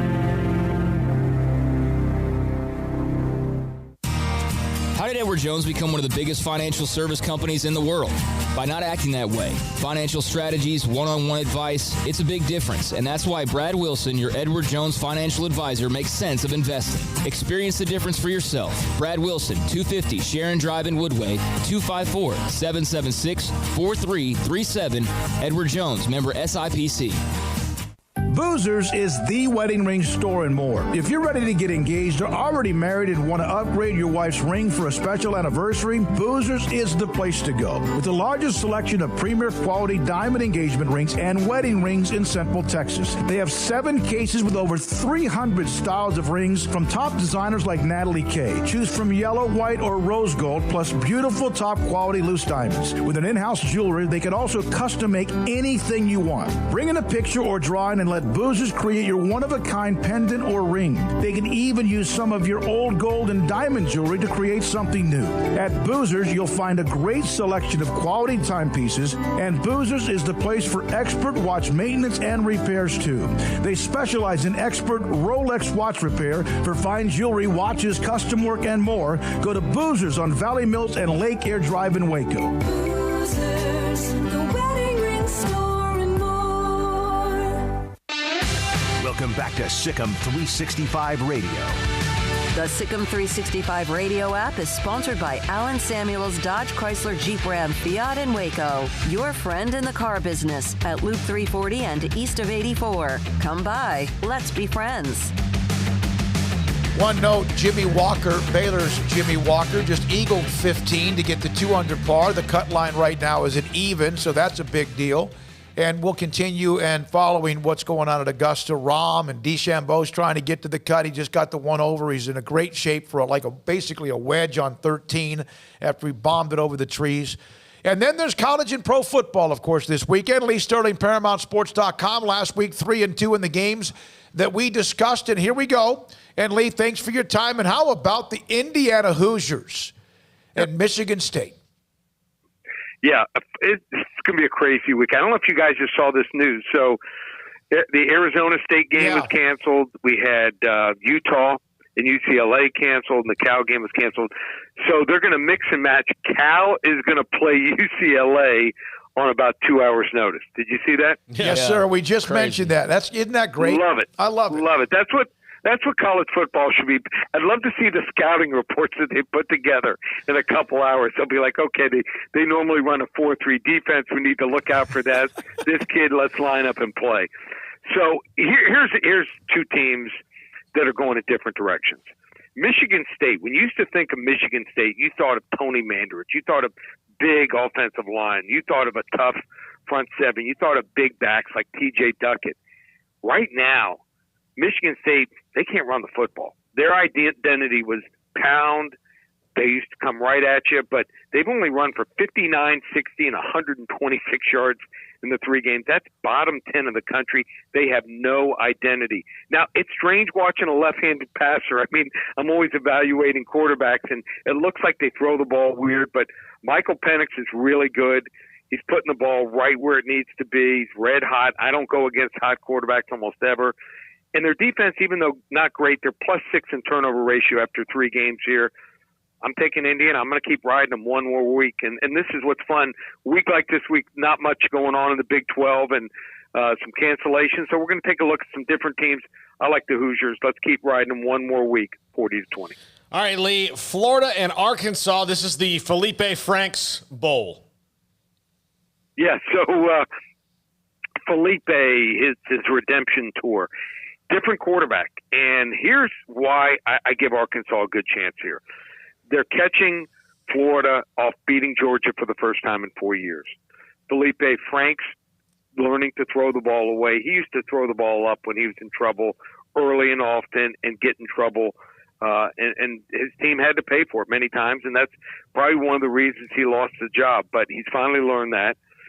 Arkansas is getting better by the week. I mean, they lost by 11 2 weeks ago to a really good Texas A&M team. And then last week, they're down 13-0 to Tennessee. They did not even bat an eye. Came back, scored 24 unanswered. They win 24-13. Kyle Pitts, the star tight end for Florida, looks like he may not be a go. He's in the concussion protocol, and If Florida's throwing the ball early and often, Arkansas has some pretty darn good defensive backs. They lead the nation with 12 interceptions here. I think Arkansas is going to muck up the game. I think that they're going to slow down the game. They don't want to run 78, 80 plays. They want to run 58 to 60 plays. For that reason, I think Florida wins 38-30, but Arkansas covers. Lee, a pair of Big 12 teams that need a win could certainly use the positivity that comes with that. A battle in Lubbock between Baylor and Texas Tech. So Baylor started off well last week, and I think they were a play or two from making it happen and winning that game. But I think this is the game they put everything together. Texas Tech is very disappointing. Alan Bowman, just not the guy. They bring in Henry Colombi. This is a guy from Utah State. He's a jag. I mean, he throws underneath. Not great at throwing the long ball. He'll scramble around a little bit, but he's just not good enough here. And the defense for Texas Tech just not coming up with enough key stops. I like Baylor. They finally get off the schneid. They win this game here 34-27. Boy, I tell you what, that would make a lot of people happy because it's getting to be kind of tough around here. All right, Lee Sterling, ParamountSports.com. We go to the NFL. 49ers beat up as much as anybody possibly can be in the Saints and Drew Brees and company. Yeah, so I'm looking at the 49ers roster, and it came to me. With Jimmy G and tight end George Kittle out, I was using the computer here and adding things up. Since they landed on injury reserve, they were the 18th and 19th 49er to be designated since training camp opened. That's more than 85 of the $198 million salary cap, most in the league. It's not even close here. Now they got problems at receiver. I mean, they're putting some guys in at receiver that, I mean, they didn't even come to camp or when camping were let go early. So they're not getting any separation here. I think New Orleans is the best team right now in the NFC. Give me New Orleans big here, 40-17. Lee, your game of the week, the Browns and the Texans. Should be an interesting game. Could be a weather game, like 90% chance of rain. So you want to get this game. It's the strongest game I've got all weekend in the NFL. Just call 800-400-9741. And this week, this is a promotion everyone loves. It's called Crazy Eights.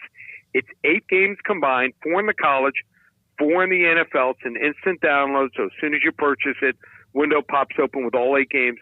And I'm so sure I'm going to have a winning record. 4-4 isn't good enough. If I don't go 5-3, 6-2, 7-1, or 8-0, and we've done 8-0 twice, you'll get next week for free. So 8 games, call it Crazy Eights, 8 games, 8 for $88, exclusively at ParamountSports.com or call 800-400-9741. Lee, thank you, man. Appreciate your time. Thanks, as guys. always, that's Lee Sterling, ParamountSports.com. 3-2 last week. The University of Indiana football, or it's Indiana University football team, and what they're doing. A lot of blue bloods. Now, Michigan State's not a blue blood. They had that team in the mid '60s with Bubba Smith that competed for a national title. They're a basketball blue blood. But they're no question. But man, the Big Ten is all upside down. At least with brand names. Michigan, Penn State, Michigan State, Nebraska hasn't won a game either.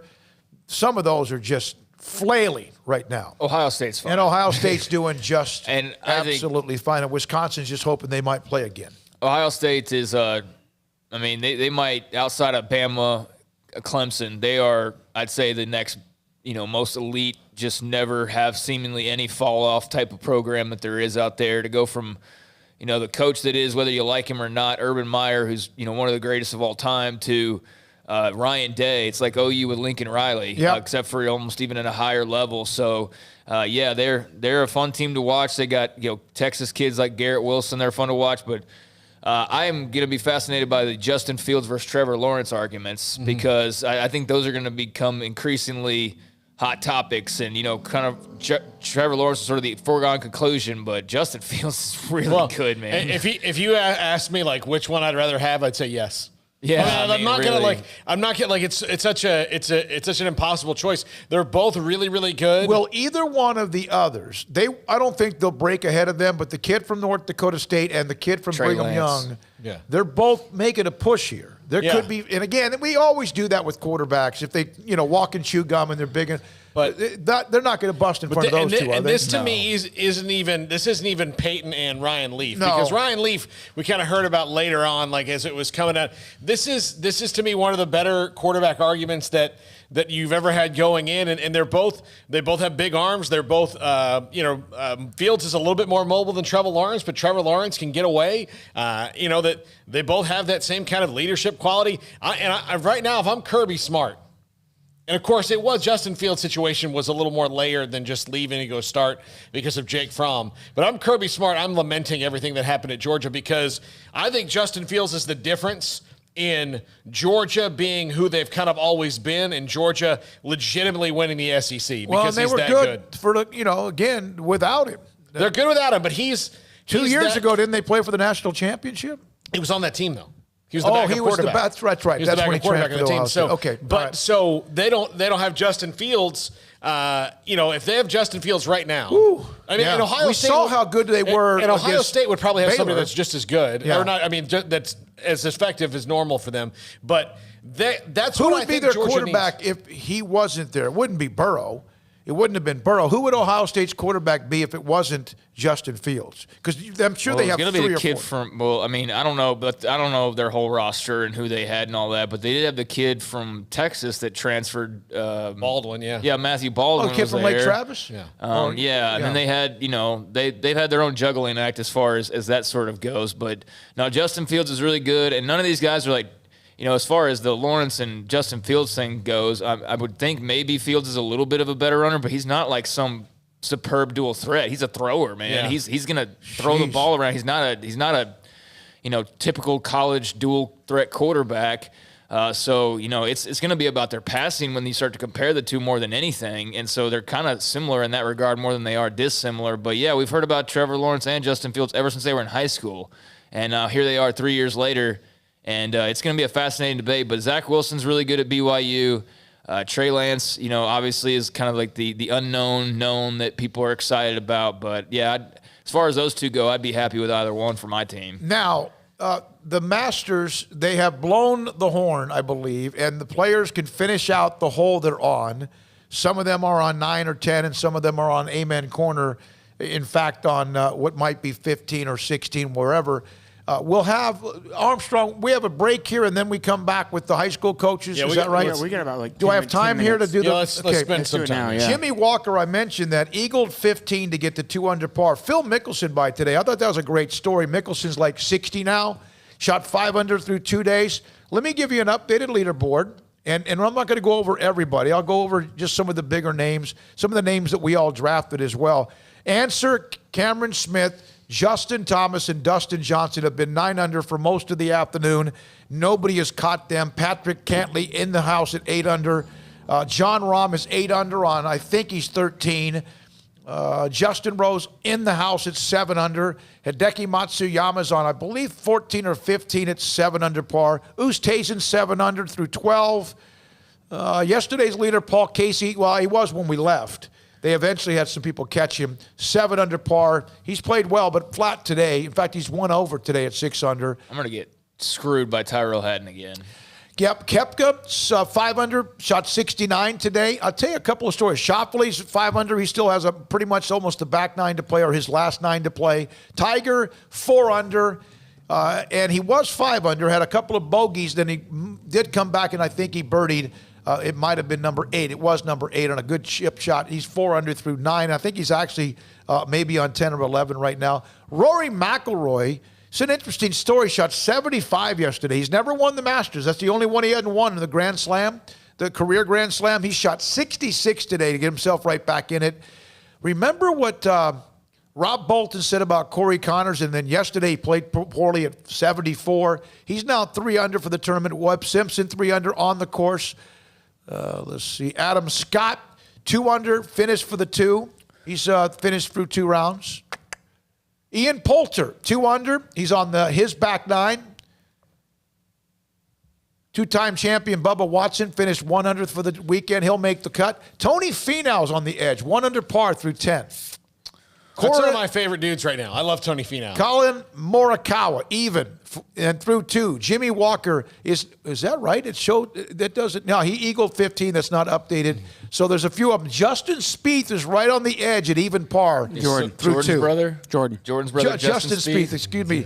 He was the quarterback at Ohio State. Jordan Spieth.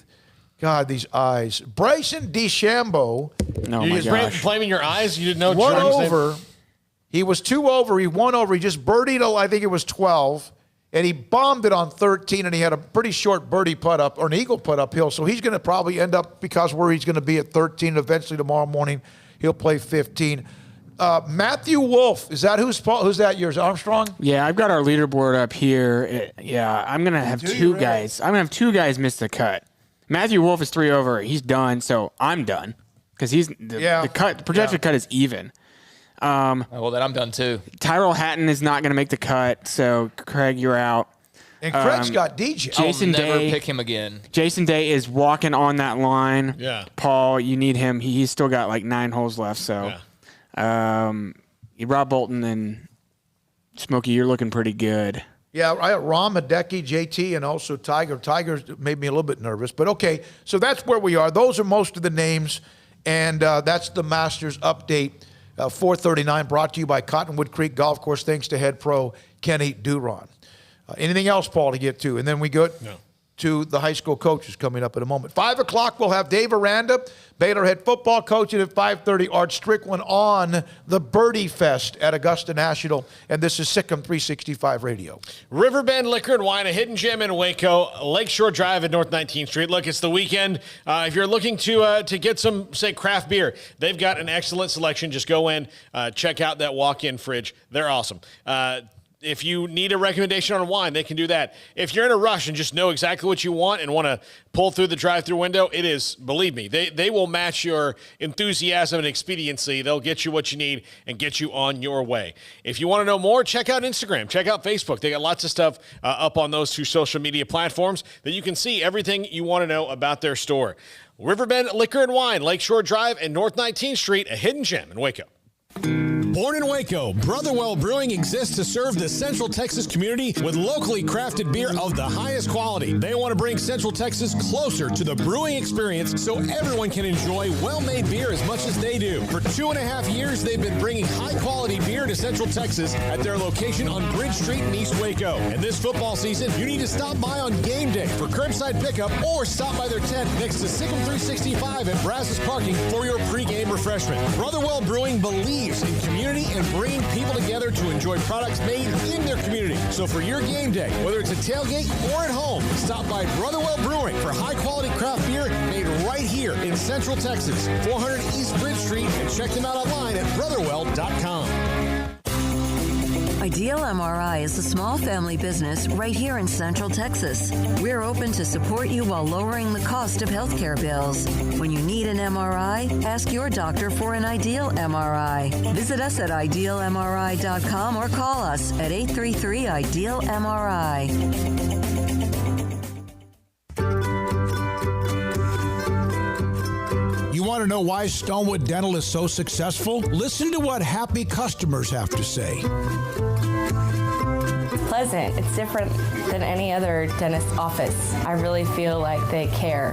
And it's not that you're here for 2 hours waiting on someone to take care of you. It's quick and easy, and I bring my kids, and my kids love being here too. They really love the treasure box.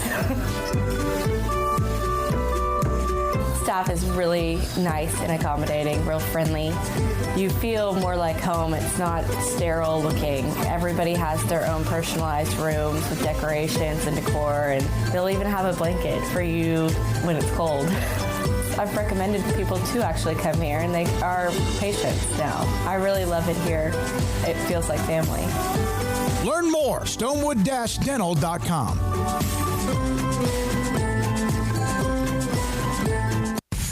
Texas Farm Bureau Insurance has protected fellow Texans with auto, home, health, and life insurance since 1952. With more than 260,000 square miles of land and 27 million people, that's a lot to cover. Whether you're wrangling cattle or wrangling kids, we're proud to protect Texans in all Texan ways of life. Stop by and see our agents at one of our 3 McLennan County locations. Coverage and discounts are subject to qualifications and policy terms and may vary by situation. A group of over 30 physicians in Central Texas became frustrated seeing patients fail at losing weight themselves. They opened Muscle-Wise Nutrition.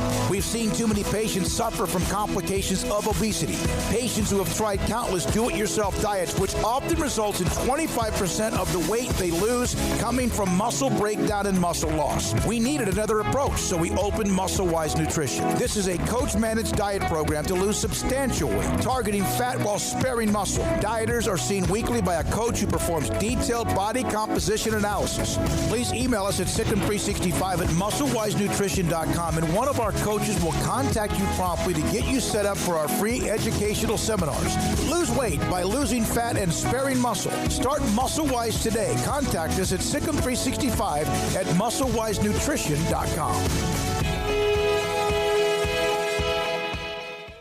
Hey guys, Scott Stewart here, head football coach of the Fighting Wildcats from Temple High School in Temple by God, Texas, and you're listening to Sic'Em365 Radio with David Smoke, Paul Catalina, and Craig Smoke. This segment with Temple Wildcats football coach Scott Stewart is sponsored by Texas Farm Bureau Insurance, U.S. Army Waco Recruiting Company, Southwest Sports Medicine. Coach, this is a big rivalry game that you got canceled and won't get to make up. Outside of the fanfare of it, you do have to look at your kids and tell them it's a game that they were excited about playing that they won't get to. Plus, it's another opportunity you won't have to get better. What's it like dealing with something like this in this COVID era this year? Well, again, that's like you said, this COVID era is something none of us have ever dealt with, not in anybody's lifetime still living. So, it was unfortunate. Nobody wins in this situation, because Belton was the one that had to cancel. They did have to take the loss on the situation. But, nobody wants to win a game like that. Our kids want to play. They especially want to play Belton, and it just didn't come to fruition with circumstances beyond our control. So what I told the kids yesterday, stack the dead and keep marching. We can't worry about that, why it was played, why it wasn't played, whether it's a rubber game or not. Fact of the matter is it ain't happened. So we got to move on and keep marching and take whatever the next opponent is and get ready for that one and assume it's going to come to fruition, because we've all seen, 6 months ago, nobody knew if we were going to get to play football at all. So the fact that we're 7 games in, hopefully get to play 8 or 9 games and get to playoffs, that we're fortunate in some ways. Nobody wants to lose a rivalry game. Nobody wants to not play a game against Belton, but it kind of is what it is at this point. How much of this week do you now kind of focus on just the Temple Wildcats as opposed to Shoemaker, who you'll have next week? Well, that's what we've done the last 2 days. When that officially came down the pipe yesterday, we just worked on. We kind of used it, kind of transitioned very, very quickly into a kind of an off week mentality, where we just focus on fundamentals. We go back and take a look at blocking fundamentals. We do some more fundamental work, stuff like that, and just get back to basics for a couple of days before we get to work on Shoemaker. I don't like spending an enormous amount of certain person, because it gets you out of routine, and then I don't know. I even contemplated having like some kind of scrimmage Friday night, just so we can keep kind of a game routine stuff. So, we're going to focus on us, and then we'll get to Shoemaker probably tomorrow or Friday. Hi, this is Tyler Holcomb, Athletic Director and Head Football Coach at Bishop Lewis Riker, and you're listening to Sic'Em365 Radio with David Smoke, Paul Catalina, and Craig Smoke. This segment with Riker Catholic Cougars football coach Tyler Holcomb is sponsored by Riker Athletic Booster Club, Boozer's Jewelers, Texas Farm Bureau Insurance, U.S. Army Waco Recruiting Company, Southwest Sports Medicine. So we have no time to practice. Last week, you pretty much have to scout this thing against Brazos Christian like a JV game. But ultimately, you go in there, you hard-fought game, you lose by 3 points in the end. But how good was it to get to play a game, and how good was it for your team to hit someone else? Well, you're exactly right. We could play, and that was the main thing. We got to play against a really good football team in Brazos Christian. They're very well coached, very physical, good football team, have a tremendous quarterback. And we fought hard. I told the guys after the game, I know this one sting because it went down to the wire, but it's one of those things. Sometimes there's a difference between excuses and reason. And we hadn't had a chance to practice in 3 weeks. And so, some of the things that happened in that game were a product of us not practicing 3 weeks. And I don't view that as an excuse. I view that as a reason. So I think while we lost the game, I feel like a lot of momentum going into this week for our last district game with Dallas Shelton. We get that game at home in front of our home fans for homecoming to close out the season, hopefully with a bang. Well, yeah, and you get to finally get that homecoming, which I know that you lost a couple weeks ago. And even though the playoffs are set and you kind of know that you're going to the playoffs, a lot of times that would maybe make a coach nervous, having to play one more game and knowing where you are. But this season has been so different. Is this different because you need to get in the rhythm of playing 2 weeks in a row and then 3 weeks in a row and then 4 weeks in a row and so on? Yes, and we haven't had an opportunity to do that. It seems like, we started off with Brentwood, then we got to play First Baptist, then COVID hit, and we had 14 players out, 7 starters, and played Covenant. Then the following week, All Saints canceled. Then we got to play Grace Prep with our whole roster, but we didn't have a single day to practice that week. Then the following week, Pantego canceled with COVID related. Then the next week, TK Gorman canceled with COVID, and we were lucky enough to get to pick up the game last week, and there we are now with Shelton. So consistency and getting into a rhythm is going to be really big for us moving into the playoffs. Do you ever think in your whole life around football, probably seen players as excited to practice as they are this season, given how little you've gotten to do it? Well, we've got a bunch of characters on our team, so every day is a little different when they come to practice. They're a little free-spirited, a little more than what I would like sometimes, but it bodes well. When it's time to work, they work. When it's time to play, they play. And so we just got to get them on the field and keep them healthy, and hopefully Dallas Shelton has a safe trip down and we get to play a football game Friday night.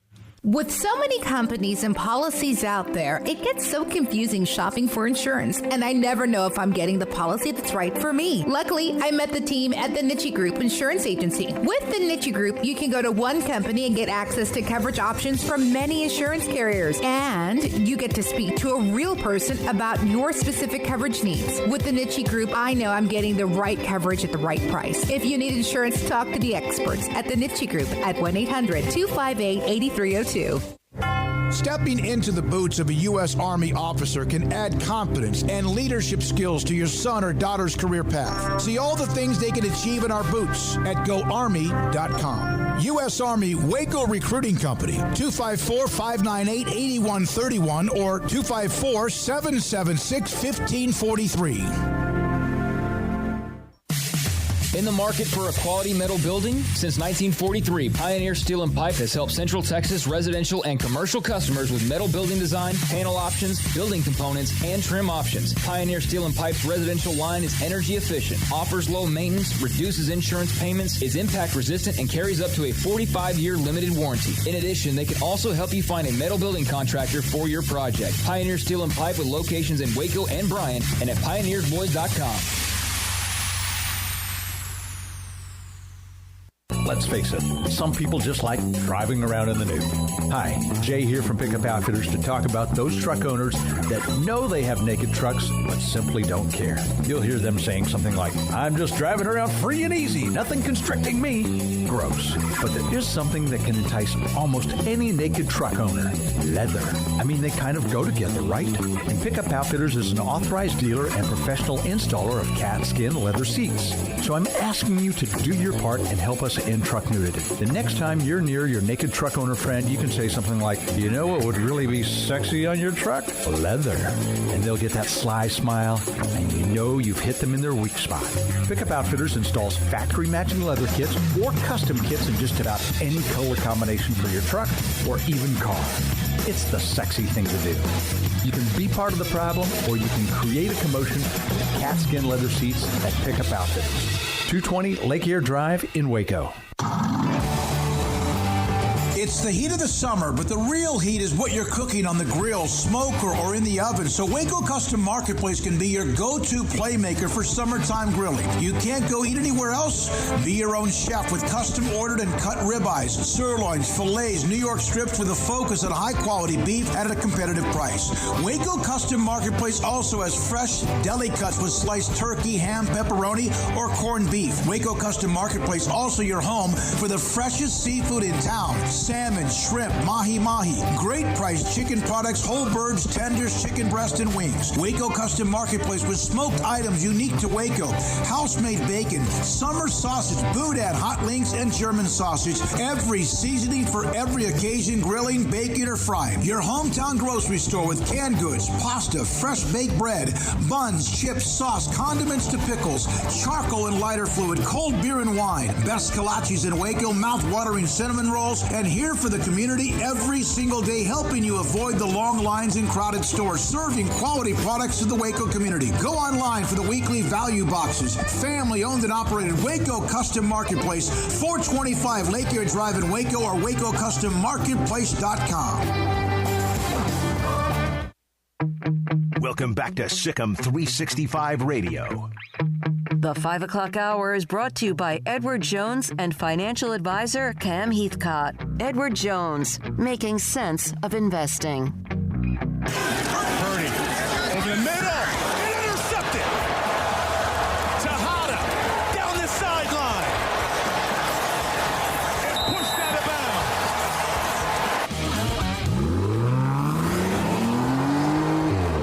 This segment on Baylor Athletics on Sic'Em365 Radio is brought to you by Richard Carr Buick GMC Cadillac, located at the Imperial Drive exit off Loop 340 in Waco. Proud supporters of all Baylor Athletics. Now here's David Smoke, Paul Catalina, and Craig Smoke. All right, Baylor tomorrow, 3 o'clock in Lubbock against Texas Tech. Your thoughts, 254-339-1122 is... what a win would mean. Just even though Texas Tech's not very good either, that means neither is Baylor, at least from what we've seen and what their record shows. Now, a few stories to get to, and then we'll hear from Baylor's head coach Dave Aranda. Paul Hornung, the golden boy. I remember when I was growing up, he won the Heisman Trophy. And in 1956, I was not born until 59, but I do remember those great Packers teams. He was one of the running backs in those early years of Lombardi. He could do it all. In college, and even in the pros, he was a running back. He could throw it. He punted. I think he even was a kicker. He was first-team All-Pro in 1960. He had touchdowns, field goals, and extra points, a mark that stood for 46 years. He scored 176 points, and then the next year did it again and was a part of. He was named the NFL MVP. The Golden Boy played at Notre Dame. He passed away. He was 84. And he was a star for Notre Dame back in the 1950s. LaDainian Tomlinson, Waco's very own, University High's very own, broke Hornung's scoring record of the 176 points.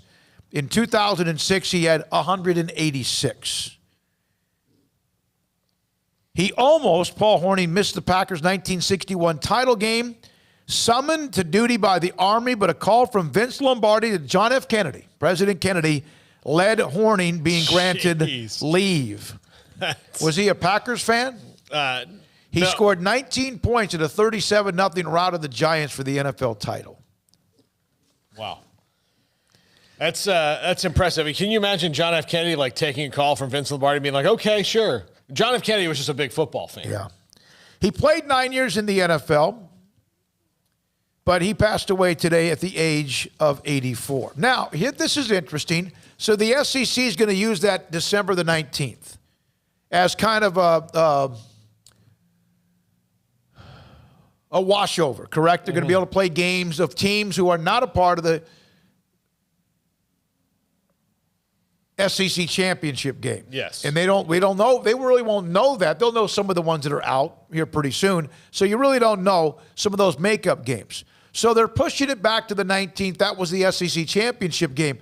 Well, now there's discussion because of the Big Ten, and they've had a flare-up, and the Pac-12 is not, they've kind of it's hard for them to get started. And the SEC, here's the Big 12. You know what, Armstrong? They've had Baylor and Oklahoma State move back. Has anyone else been moved back in the conference? I don't think so. They haven't. Other than Baylor and Oklahoma State, that was moved back to December the 12th. So Bob Bowlesby, and there has been a little bit of chatter. Well, what are they going to do? Are they going to move the college football playoff back because some of these conferences are having to move some of what they do back? Should they do that? Or should it be played as scheduled? And if you have games and eventually there's no makeup dates, you just, you know what? You go to a championship game. I think you need to have flexibility. I think flexibility is a good thing. I said, given this year, I think you need to have flexibility. And look, they're. So what if it's delayed a month? Well, I mean, there's sometimes too. Well, look, I'd be fine as long as they play it. I don't care, but I don't think there's too much. I don't think there's too much flexibility as long as you're delaying it a month for the 4 teams that you've decided to be in it, not so that teams that made bad or conferences that made bad decisions with their scheduling. Okay, so let's say Ohio State misses 3 consecutive games. Well, tough. No, I agree with you. That's my stand is I'm sorry. There have to be consequences for what you did. And it's not the worst thing in the world. So let's say Alabama. Whatever. Whoever it is. I mean, look, in Alabama, they played the whole time. But, look, if this gets really out of hand, then maybe I'd have to amend this stance just because I want to see football. But, again, if it's multiple teams that can't play, then, yeah, you need to delay it. But if you're talking about just making sure that Ohio State gets in this thing, I don't think you do that. From Carl Campbell. Yo, hold on. Y'all said that the Baylor Oklahoma State is the only Big 12 game that's been postponed. I believe in conference game, but I believe Baylor is the only school to have other games canceled as well or postponed. Like, isn't that right? That might be true. No other school has had any games postponed except for Oklahoma State. One of them was Louisiana Tech. That was the team that had to cancel. Louisiana Tech, and then Houston. And then the Houston game was Baylor, and then soon after that, of course, it was Oklahoma State after they played Kansas. But I don't think any other Big 12 team has had a cancellation or postponement. From Carl Campbell, no. Army-Navy needs to be on its own weekend. Football is so messed up. I normally agree with that. I know. But you can share one time. You can share one time. No. Should be the only game. In fact, they should cancel all of sports for Army-Navy in that December. So my question is, if we sit there, if it's Vanderbilt, Missouri, if it's whoever, but then you start messing with that group of 7 to 9 teams that have a chance. Yeah. It'll be interesting to see. Now, the college football playoff spokesperson or whoever runs it, the director, is Bill Hancock, said there's a strong sentiment among the commissioners of the Power 5 conferences to play the games as scheduled, knowing it won't be perfect, and that they plan to wait as long as they can to make a decision. To me, as long as they can until maybe Alabama, Ohio State, or someone like that is in a position where they may not play in a conference championship game. And then what you do, maybe you just don't have a conference championship game and you pick a team to represent the conference. Oh, but they can't do that. They can't do that. We know that, look, they can't. Now, Bob Bowlesby's going to be like, hold on. Bob Bowlesby today on Sirius XM saying that I don't know if I see us playing a championship game in February, but you just never know. These are unusual times. Things that might otherwise be acceptable have to be considered in this kind of circumstance. Craig, we were bringing this up. Right now, everyone's trying to still play the college football playoff when it's scheduled. But if you have some elite teams that start to get pushed back where they can't even get to a conference championship game, what do? Do you have the flexibility to move it? If you do, then you move it. I think, there shouldn't be anything, I think, in a year like this that's just so hard and fast. Everybody's having to be flexible. Everybody's having to make changes at the blink of an eye. So, I mean, you can't drag it out forever, obviously. But, to make it as close to the normal thing as possible, then you got to have everybody with a chance to be able to get in there. What if it's a conference that decided to wait, like the Pac-12 or the Big Ten, that waited longer than everybody else and they get stuck? Well, I mean, that was partially their decision, but, I'm not sure what the discussions were like with the NCAA or potential college football playoff folks and the Big Ten and the Pac-12. But, they're going to play their 6 games or whatever it is. If that's enough to get them in the eyes of some, then Okay, if it's not, then it's not. But, again, you can't drag it out for forever, and you can't have the Pac-12, scheduling games for, the first week of February to make up the 5th game that they were supposed to play. But I think you can be flexible. Although, at some point you're going to have kind of a deadline drop-dead date because you can't just wait forever. I do think it will depend on who's the team that can't get to a certain spot. Well, Ohio State might not play a bunch of games, but I think we can all say that they're probably one of the best teams in the country. And would they be of interest to the College Football Playoff Committee? Absolutely they would be. What if they go 5-0 and Indiana's 8-0? No, they play each other, though, don't they? Indiana and Ohio State, they're going to play. By the way, from TJ on the text line, brought to you by Riverbend Liquor and Wine. No, Paul, keep your stance, and then I agree. Well, here's the thing. I'm pretty steadfast on what I said about I don't think they should bend it for certain people, but this is how I am with everything in life now. And this I don't know if this comes with age or not. No, don't mellow on me, please. But no, it's just that TCU SMU was canceled. That was the other Big 12 team that had a game canceled other than Baylor. But I don't deal in absolutes anymore. I don't think that I'm going to say this is how I'm going to feel about something for the rest of my life because I've already seen myself change my mind about so many things in life just by knowing more about them. Mm-hmm. So, and plus that's part of the problem with America right now is we've decided how we feel about something because what we felt in 1986, that's not true anymore, but damn it, we felt that way in 1986, and I'm going to feel that way today. Well, I think that's a terrible way to live your life. I don't think you have to go back to 1986. But I think you can say what you felt like last week. Exactly, but that's just kind of how it is, and so I think that we need to have room for flexibility, and that's why I feel that way. Look, I'm pretty steadfast on don't bend it because one conference effed up and can't get in. Don't do that, but if you're having if this is going to affect everybody, then bend it. Yeah. Right. Yeah, the SEC's involved, and look what's happening to their schedule. And I know they're making up the dates that the second weekend in December or whatever it is, but we don't know what that's going to look like. They may not, on paper they're going to play those games, but we don't know for sure if they're going to play those games, especially if you're looking at the numbers right now. We're edging closer and closer to potentially going back into lockdowns, and we are in some places, like Chicago announced that this week, and there have been others. So, who the heck knows? I don't think there's any way you can sit here on November the 13th and have a great idea of how many more games are going to be played. So, it's all about the money at the end of the day. Let's just face that. It's not about anything else but the money. So if an Oregon or an Ohio State or a USC is available, then they're going to try to get them in there because it's a money thing. And by the way, Indiana and Ohio State play next week. Okay, good. I hope they get to that point. By the way, 940 is the one that brought up the SMU-TCU game becoming canceled.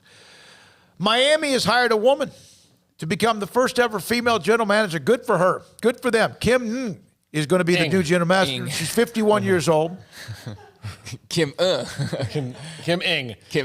Yeah. And she's been in the league a long time, and it's been very well thought of for a long time. The Redskins hired the woman that runs their franchise now, and now you have this. I think it's, that's Texans really fired cool. one of their big female employees this week. The PR person. And that might wind up bad for them because it's looking like they fired her because she's a Democrat. Oh, God. That's what's coming out. Wait a minute. Is that allowed? I thought only if you were a Republican. Yeah, well, So, you see, look, if that the door swings both ways, man. If that wasn't a decision-making process, then how stupid are you? If that's true, then whoever did that should be... She doesn't fit the culture anymore, and it was after she tweeted... wrapped in a blanket and thrown in the Brazos River for a couple of days. After she tweeted a picture of Kamala Harris, and she was celebrating it was the first woman vice president. And so...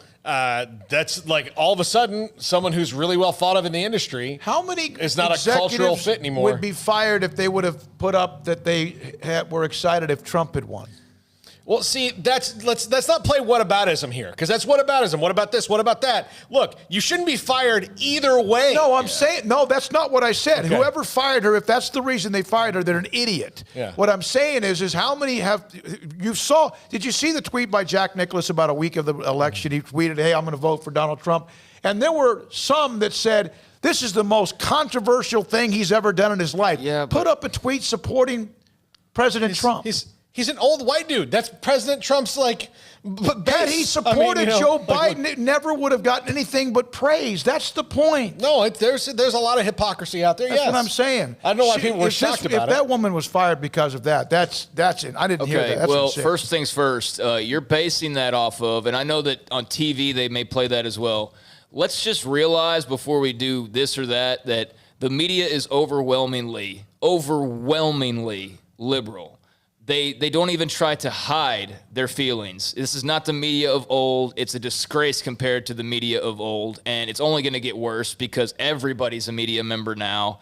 And because of social media, which I think if Twitter disappeared tomorrow, I wouldn't blink an eye. I honestly would not. I'd have more free time, a lot less BS to sort through, and I could just go back to checking websites for news. I mean, I like Twitter for the availability of it, but you're basing the reactions to certain politicians because of their affiliation off of a platform that is, again, like 10% of the actual population of this country. Everybody acts like Twitter is such a big deal and that when something goes viral on there, it's like the most popular thing in the world. It's the most popular thing in the world for 10% of the country, and not even that, quite frankly. It's an echo chamber for media people and politicians to be force-fed the same things. And like you look at an app like Twitter, this is why we're so close-minded. If you don't like something, you're just like, hey, don't show me that anymore. Don't show me that anymore. So we not only consume news all the time, but we consume the news that we want to hear. We like customize our timelines to it's only stuff that we want to hear all the time. We don't even pretend to try to like open our minds to anything anymore. But Twitter, if you're basing anything off of Twitter, just keep in mind that is like 10% of the population. This isn't Facebook we're talking about, but it gets way too much play, I feel like, for an app that is not really symbolic in any way, shape, or form of the general consensus. My point is that social media, it seems as if it is very slanted on whether or not you're allowed to be. Even if I would have put up that if I would have voted for President Trump, if I voted for, I would have people start hammering me. Okay. My brother. Why? My brother went to Auburn and he lives in Birmingham now. And I said, are you on Twitter? And he goes, Armstrong, I don't even know a single person on Twitter around here. It's so overblown, he's not on Facebook, he's not on Instagram, and none of his friends are. It's like a completely different world. And it's unimaginable to some people, but that's like actually the majority of people. But when you live on it all the time, like some people do, then that's their reality. And that's what I think you see with a lot of media people. And look at how many times certain people tweet. There's like media people that have like have tweeted 250,000 times. Like that's all they do is just sit on Twitter all day. I haven't even reached 30,000 tweets. I've been on there for like 10 years. There's people that reach 30,000 in like 6 months because they just are constantly tweeting all the time. And you live in that bubble. It's like anything else. You don't expose yourself to outside opinions, which is a major issue. It contributes and fuels that, and then you start to get that positive reinforcement from people who think exactly like you do, and you think you're in the right all of a sudden because 10 people liked your tweet about whatever you had to say, and facts are it's a very small sample size. The problem that the news has right now. The biggest problem is we're going to have to get Dave Aranda on the show here pretty soon. Yeah, but I'm going to say, and Craig made a great point, people hear what they want to hear. The news is not supposed to be if I want to watch something, I'll watch Friends. That's something you're supposed to want to watch. You're supposed to want to watch a fictional show. The news isn't supposed to be what you want to hear. It's what you need to hear. Mm-hmm. It's supposed to be just the facts. Joe Friday. That's what the news is supposed to be. But now we have all these different news channels that slant towards what their viewers want.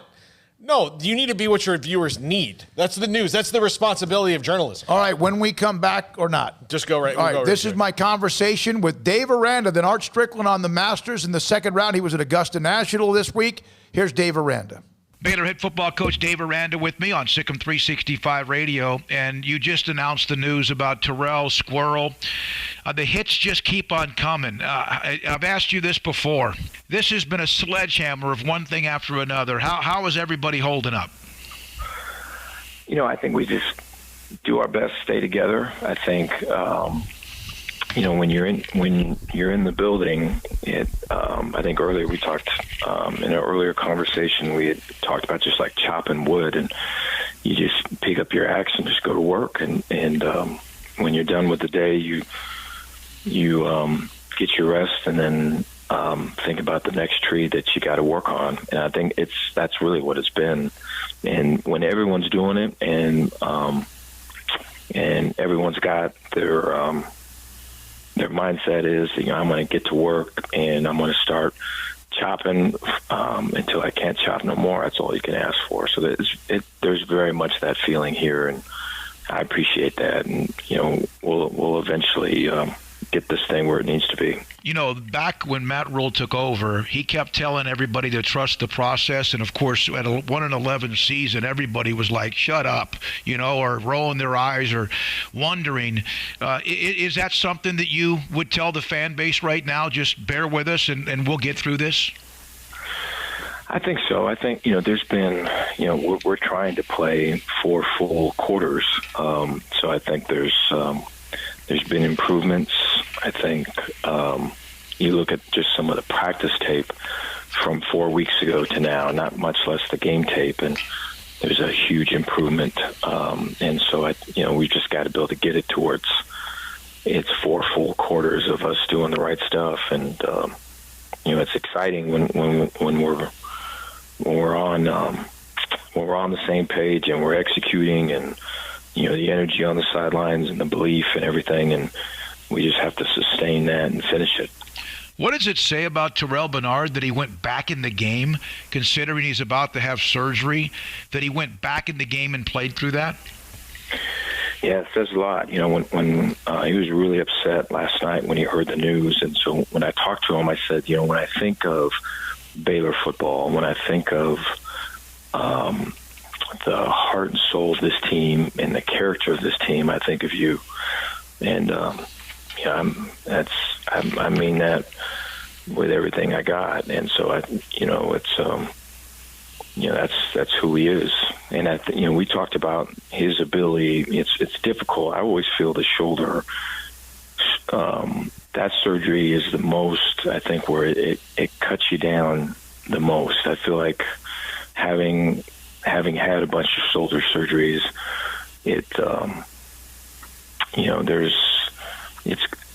you have to humble yourself to lead. And if there's one guy that can do that, it's Terrell. And so he's gonna grow as a leader in this because of he's going to be even a better leader than he is now. Is your demeanor right now a positive? Is this something because of what this team is going through now, 1-4, and then some of the things that are falling apart with the injuries? Does Dave Aranda's demeanor help now more than ever?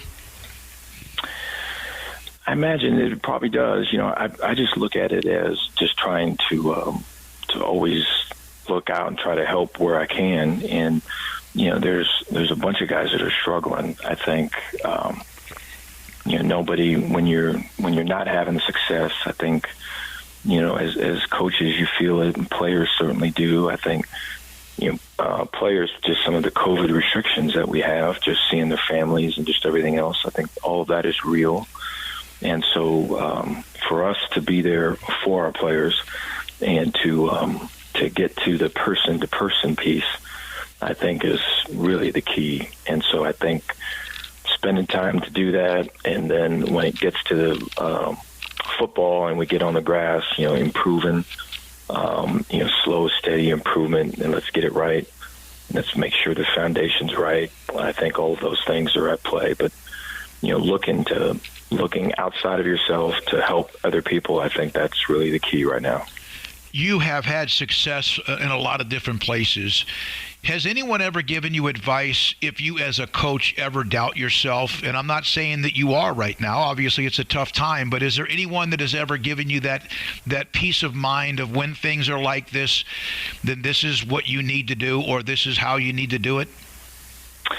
No, but, there's been times just as a coach where things have been tough, and you just see how people do it. I think that's always I just feel for all of just not having ever really been a big talker to begin with, and never been a big, whether it's stuff on the wall or whatever it is, it's always been like how a person treats other people, and how does that person make you feel? And I think so just being in the moment of tough times and seeing the people that can come out of that and turn that into a real positive are always the ones that are, it's not about me. It's about other people, and really, working on relationships and building connection and making sure everyone's seen, heard, and valued. I think those have been really common traits in guys that have been down and have gotten back up. There's no question the pick by Charlie at the end of the game was deadly. He and the team were in a position to perhaps go into overtime. Everyone can dissect the play, who was open, whatever. And a lot of players after the game on social media, I don't follow a lot of them, but the ones that I do, kept saying, he's our guy. We have Charlie's back. Stop saying this or that. That's one thing. Teammates should have teammates back. Do you get that impression? And secondly, are the coaches all on board with what Charlie is doing? I get the impression that that Charlie is a leader for us, and so when at practice, just his ability to not only command the offense, the players and the scheme, but also give the offense some swagger and identity in practice. It's real. And so I think the guys see it and they feel it.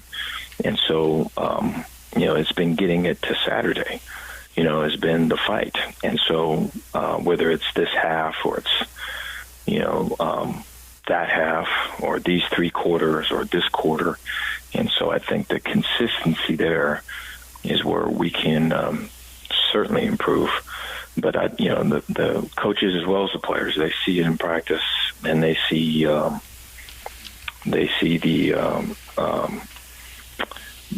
team follow them. And so I think the more that we can build it around Charlie, which we've been doing, the better we'll be. You have a 1-4 record, that's obvious, but is it tempting at all to start looking at the future? And I'm not focused on just the quarterback position because I know what Charlie's done and also what, as you just said, but I'm talking about elsewhere, especially with the Mulligan year and the redshirt years. It's just like everyone gets to play a year for free. Is it tempting to just say, heck, let's start seeing what we have for the future, or do you owe it to the seniors to finish this thing out as strong as you can? Oh, I for sure think you owe it to everybody involved to finish it out strong. I think, our intention is to play our best game here coming up this Saturday and to have a great energy and a great attack on both sides of the ball, improve special teams play. I think you want to be able to see continued improvement and a continued life poured into the team. And so if a team is better at the end of the season than what it started in the beginning, then I think it's a tell that things are getting through and that something's building. And I certainly wish that it was much faster and much more successful than what has been. But I think the ability to stay on task and keep chopping wood, I think that is the goal. How badly do you need a running back that can move the pile in a short yardage situation?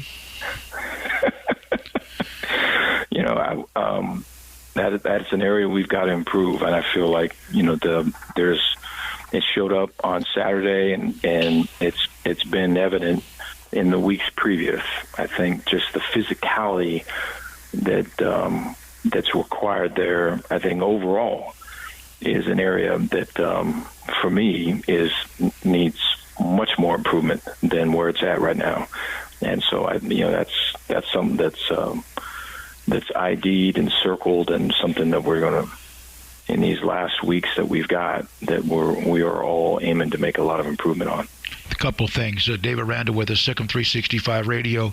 You knew Tom Herman in college. You have Matt Wells on staff with you with Coach Anderson, Gary Anderson. Your thoughts about facing Matt Wells? A lot of respect for Matt.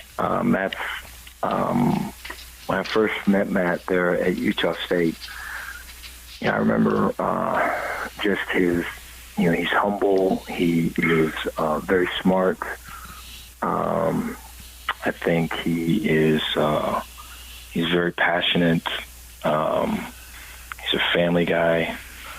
He is a player's coach, and he's someone that is he's trustworthy. He's loyal.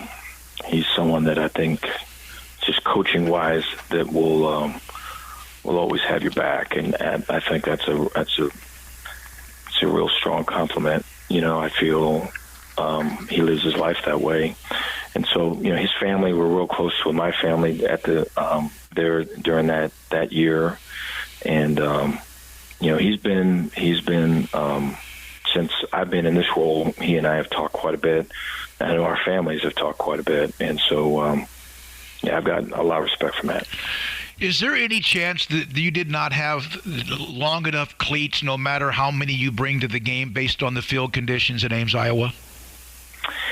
We planned for 2 sets of cleats, and so we practiced with both throughout the week, just really anticipating the worst. And so when it came to that in pregame, we were able to make the switch with our skill. I think we had guys slipping in pregame, and so we went to the longer screw-on cleats. And I thought for the most part we were upright with everything. I think there was still some guys that slipped, and so there's that's what comes with that home field advantage for them. I think it's a strong one, along with just the wind and everything else they've got.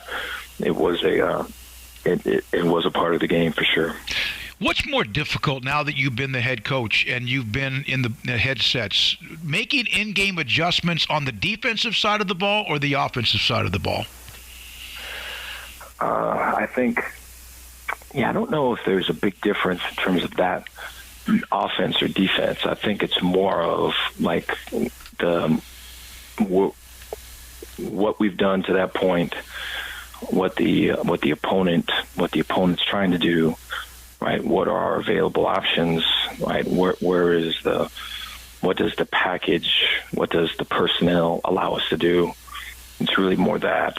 But it's a good question. I think when it comes down to it, ball is ball, and our ability to anticipate stuff throughout the week and prepare, and then what we have repped and what we've covered and what we've lived in prior to that moment, gives us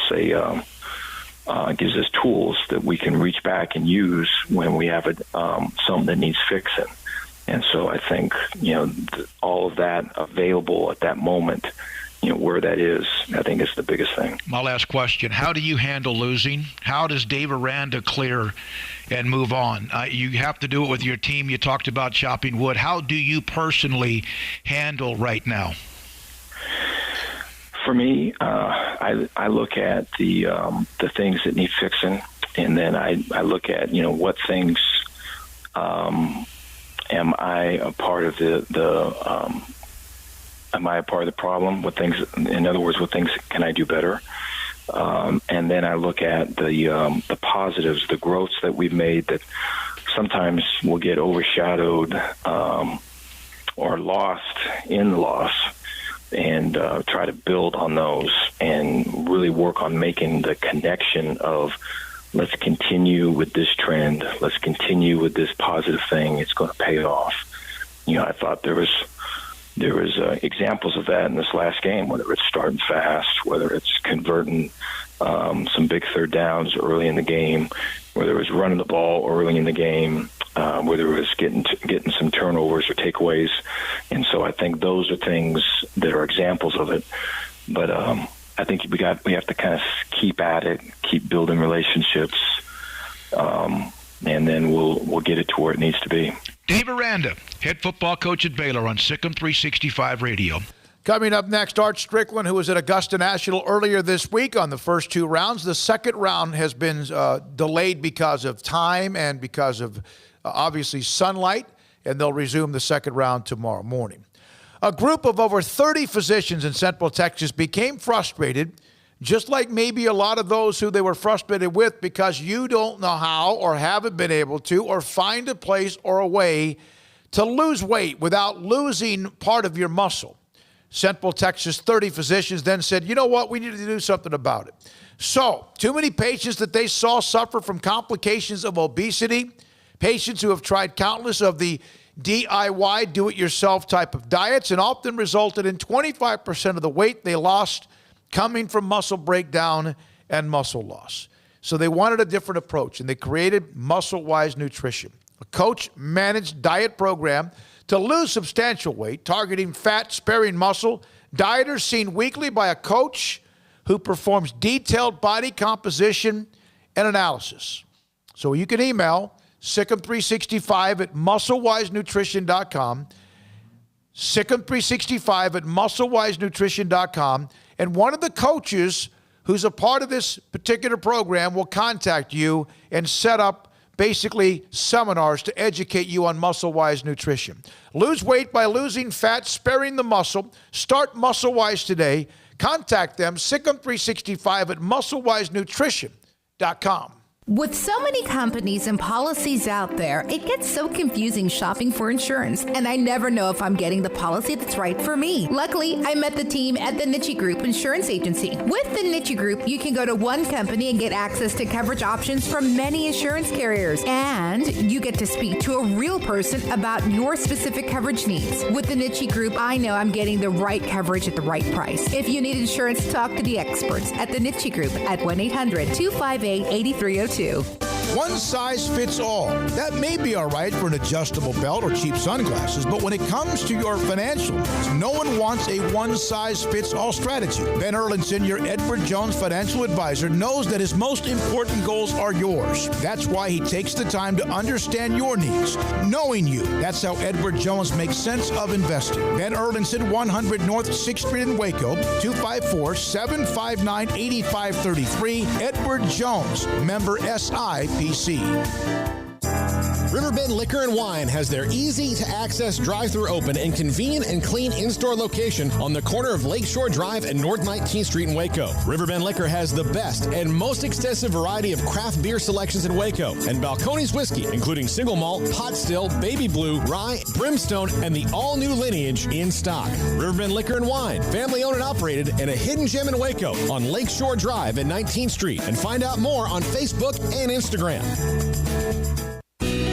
Let Camille Johnson Realtors guide you seamlessly through the process of buying your dream home or selling your current one. Commercial, farm and ranch, or residential, Camille Johnson Realtors can smoothly and successfully lead you through any transaction. With a team of 28 experienced agents who are excited about serving you, Camille Johnson Realtors services the entire greater Waco area. If you're in the market to buy or sell, contact Camille Johnson Realtors, 104 Midway Center in Woodway, or find them online at www.camillejohnson.com. Camille Johnson Realtors, elegant, charming, warm. Welcome home.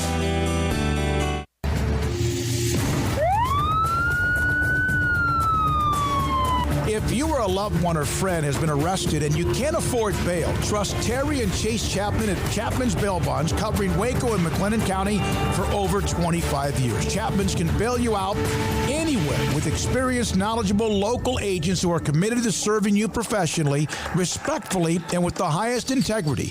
Chapman's understands your privacy is important. Your freedom can be secured fast when you use Chapman's Bail Bonds. Open 24 hours a day. Payment arrangements available. Call Chapman's Bail Bonds. When you need help, 254-754-1603. When you ring, we'll spring. At Ideal MRI, we feel blessed to be part of the Waco community. We're a small family business here in Central Texas. At times like this, the cost of healthcare has never been more important. And unfortunately, significant illnesses and injuries still occur. And that's why Ideal MRI is open and here to serve you through this difficult time. So if you need an MRI, ask your doctor about Ideal MRI. You can schedule online in minutes at idealmri.com or call 833-IDEAL-MRI. Don Humidor, your home with a 48-foot walk-in humidor with the elite cigar brands from around the world, including the #1 cigar of the year, Aging Room Cuatro Nicaragua. Plus, they have the great brands like Macanudo and Artur Fuente, Rocky Patel, Aston, and so much more. CBD, great for sore muscles, aches and pains, sleep, Vita Dreams, and anxiety, mild depression, general health and wellness. Their staff very knowledgeable on the subject. If anyone is curious about CBD, ask Carol and Ashley. Don Humidor in the Townwood Shopping Center off Valley Mills in Waco. Welcome back to Sic'Em365 Radio. Are you a Sic'Em365 super fan? Then try out our premium subscriptions at Sic'Em365.com. All right, this 5 o'clock hour. Boy, the things we talk about during the breaks sometimes maybe more interesting to others. We're watching a Ric Flair documentary, which I've seen part of that before, and Craig and Paul and Armstrong were just kind of enjoying it. There's Canadian Football League. But there's no Masters because they've sounded the gun, and they are not playing the rest of the second round until tomorrow morning. Art Strickland has been in Augusta. Our golf analyst and also columnist joins us on Sic'Em365 Radio. Art, they are absolutely destroying Augusta National. Is it because the conditions are soft? Yeah, Smokey, I think that has a lot to do with it. And I think that everyone expects the conditions to get tougher through the weekend. We've discussed before they have the sub-air underneath the greens, and that sucks up all the moisture. So I think sub-air will probably be working overnight tonight. I'm pretty sure they will. And, no measurable rain predicted for the weekend. So I think it's going to get harder. I do think it's interesting. The only one who's not destroying Augusta National is a guy who was predicted to do it and called it a par 67 course for him. And that's Bryson DeChambeau, missing the cut at this current moment. Yeah, but he just birdied 12. He's got 13, and he just dominated the drive on 13. He's got an uphill putt. And he looks like he's going into a part where he can possibly at least get to the cut line. When you say they might use those under the greens to dry them up, can they do that with those who still have the second round to play, or should they play under the same conditions? No, because obviously in the morning when they start at 7:30 Augusta time, 6:30 our time, the conditions will not be the same as it is this afternoon. So no, during the day they couldn't like change pin placement in the middle of a round or something. But yeah, day to day they can change as much as they want to, and they, the players here really expect it to change, and that's why there are great stories out there. Andrew Answer, is from here in Texas, and a couple of guys are at the top now, but I'm not sure all those guys are going to be there come Sunday afternoon. We'll just have to see about that.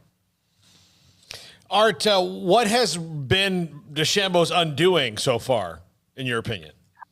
Well, I just think he hasn't made putts, and we talked about that earlier. I mean, you've got to make putts at Augusta. That's the key. Johnny Miller once called it the green jacket putting contest. I mean, you got to make putts. He has not done that. What was on 8 today? He hits it to about 3 feet, for eagle, and of course misses putt. Makes birdie, but doesn't make eagle. So, you've got to make putts. He has not been very accurate with his drive. He made triple bogey on the front 9 today. When he lost his ball off the fairway, he's been in and out. So, and also I think that he unnecessarily put pressure on himself by really bragging, going into the week about how far he's going to hit it, how many pounds he's gained, and how this is really a par 67 for him. The other guys are playing it par 67. I think that puts pressure on you. And for a guy whose best finish is tied to 21st in the Masters, I think that's really unnecessary. How has Jordan Spieth looked? Well, I wish I could get you better news than that, but kind of the way he's looked for the last couple of years. I mean, struggling. He did birdie a couple of holes on the front 9. He's right now at even par. I think he has maybe 5 holes left, and he's at even par, which cut line looks like it'll be at even par when they make it in the morning. So just, hard go for him, and we could spend a whole show on that. Yeah. But, it's just, it's sad because he is a good guy, and his poor play has not been reflected in his personality, has not been reflected in the way he treats others. And that's certainly to his credit. When DeChambeau took that triple today, it was on number 3, which is a par 4 that's got, of course, it looks like it's been built on top of Mount Kilimanjaro, the green. But at the same time, he really wasn't that far off the fairway. He bombed it. It was they just couldn't find it. It looked like it might have plugged, and then he had to go back and hit another shot, and then he hit a bad approach shot from not very far away. So I've watched, because I have been able to and been fortunate to go to Augusta. It's been a while, but I was able to go 6 consecutive years, and I always watched Tiger when I could, and he just doesn't play those first 6 or 7 holes very well. Now, today he had a birdie on an incredible bunker shot that almost went in for eagle on number 2, but he really doesn't strike. He just doesn't play those first 5 or 6 holes well. I don't know if, and a lot of other people don't either. But yesterday he was able to launch his round on the back nine. How much did that really give him maybe a lift, because it gave him a jolt the first time his best round ever in an opening round? Yeah, very amazing, Smokey. And he's right there. One thing I've learned, and I forgot that lesson, last year, I think. But one thing that I've learned in 20 years of covering Tiger Woods and writing about him is never count him out. Never, ever count him out. And he is going to a place he knows better than anyone. 5 green jackets, dominant performances, scintillating golf, and never, ever count him out. And so I think he's just motivated. I mean, really, if you look at the record, Smokey, Jordan Spieth and Tiger Woods have played about the same, caliber of golf in 2020, which is very poor. Yeah. But, Tiger Woods comes to Augusta, it's like a jolt of energy to him. And he played great. He's coming to some holes. He just knows the course so well. He knows where to hit it, and more importantly, where not to hit it. And he's not going to try to drive it 400 yards with Bryson DeChambeau. He's not going to pop off and say, this is an easy course for me and so much shorter for me than everybody else. Just goes about his business, knows where to hit it, where not to hit it, and, knows how to make putts. And so do not, by any stretch of the imagination, count Tiger out for a weekend run. All right, Abraham Answer, one of the leaders at 9 under. I probably should have drafted him, guys. I really wanted to in our picks that we did with Rob Bolton yesterday. But Art, this really isn't. If people maybe not heard of him, this shouldn't be too much of a surprise based on the way he's played this year, is it? He's played some good golf, and like I said, Texas kid, plays down in San Antonio at Oak Hill Cinch Club, and really good player, but. This is the first Masters appearance, and, first time player to win the Masters percentage point 40 years ago with Craig Stadler. So, he's playing well, just don't know how he's going to hold up for the weekend. It's a great leaderboard, and that's one of the things the Masters gives us, is it gives us great leaderboards. And you look up there, you see Justin Thomas and Dustin Johnson and John Rahm, Tommy Fleetwood, great names. Tigers there. Phil is 500 par. So really great leaderboard. I don't think that Abraham Answer is going to get a lot of real deep, restful sleep thinking about what's ahead of him for the next 36 holes. What is it like to not have the patrons? It's weird. I think that's the best way to put that, Smokey. It's weird. Walking around the golf course and it's just wide open. You can stand on the 10th tee and, look all the way down the 9th fairway. I mean, you can, on 12, those huge grandstands, Smokey there behind the 12th tee, and that's gone. And you can just see, you're like you're all by yourself. And I don't know if that helps or hurts golfers. I think for a guy like Phil, it might hurt him, just because he is so amped up by the crowd and so, motivated by the crowd. So, but really weird, I was on a show earlier this week, and they said that on a typical day, Augusta National sells 40,000 pimento cheese sandwiches, in one day. And this week, I don't know if they've sold 40 yet. I've had a couple. But, it's just, it's weird not having patrons here. And, there are some members. If you look on TV, you'll see people there, and those are mainly members or those are mainly player spouses. But even their family can't come. I talked to Jordan Spieth's mother last week at the Houston Open, and she was very upset that parents aren't allowed to come and watch their kids play at the Masters. So it's pretty weird, but I do have a great pairing for you guys to watch tomorrow. I know you're going to be looking forward to this. You're going to have Bernhard Langer paired with Rory McIlroy. Oh, Lord. But with only about both tied, both at 4 under par, and, only about a 40-yard stretch in age, a 40-year stretch in age there. But, I don't know if I totally cut out Bernhard on that. Again, the guy knows how to play the golf course, and up and down, he had 10 one-putts today. 10. Mm-hmm. That's just incredible. He knows how to play there. He is in incredible shape for his age. He still wins on the Champions Tour. It seemed like he was dominant of that tour for what it seemed like the last decade. I know things have changed just a little bit. We're talking to Art Strickland, a golf columnist with us on the Masters and Augusta National. One quick note, and we got to wrap it up, Art, as well. Great to have you on, as always. Jimmy Walker eagled 15 to get himself under the cut line. I believe he was 2 under. I don't know what he did on 16, but how cool would that be for him to be able to make the cut at Augusta National because he's had his own trouble? Oh, it would be great. And also, his exemption is running out. The reason he's playing in the Masters this year, Smokey, is because his exemption for winning the PGA Championship at Baltusrol. And that's about to run out. Wow, I didn't know that. Yeah. Yeah, and so, he wouldn't have qualified any other way. And so for him to, I think it's top 16, get invited back in. There's obviously other categories, but top 16 get invited back. So to see him come back would be awesome. Thank you. Art Strickland with us on Sic'Em365 Radio. The Masters, 4 guys are tied at 900. Dustin Johnson, one of the bigger names.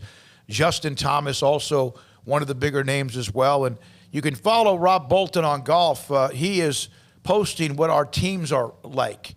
At the end of each round, he'll have to wait till tomorrow mid-morning to be able to do that when they complete the second round. All right, Paul, anything else from you? Craig Smoke, anything else? Armstrong, any final thoughts from you, my friend? We have to take only another 5:45. I know that. No, I just was wondering about the teams you have, and there's unfortunately. So I have nothing to say. Hatton and Wolf are going to kill 2 of us. That's Armstrong and Craig on their teams. I just need Ian Poulter and Tony Finau to keep and Jason Day to keep their heads above water, and that'll be fine. And then when Brooks Koepka shoots 22 under over the next 2 days, you'll be happy. I'll be fine. Tony Finau's on my team, Paul. Oh, yeah, that's right. Yeah. Well, I want him to anyway. Yeah, well, thank you. Thank you for rooting for me. I have Tony Finau on another team. Gotcha. When we come back, we'll come back and wrap it up. Also, a couple of notes about high school football tonight, and we'll look ahead to a very, very quiet weekend in the Big 12 that does include Baylor and Texas Tech, and this is Sic'Em365 Radio. At Ideal MRI, they are local right here in the backyard of Central Texas. And a lot of you who listen to this show and watch this show, you're online, you're a part of many other places around the country. We've had some of you that have jumped in or said things or been a part of our direct messages or even tweets, etc. Thank you. Notes from L.A. to Atlanta, and we appreciate you.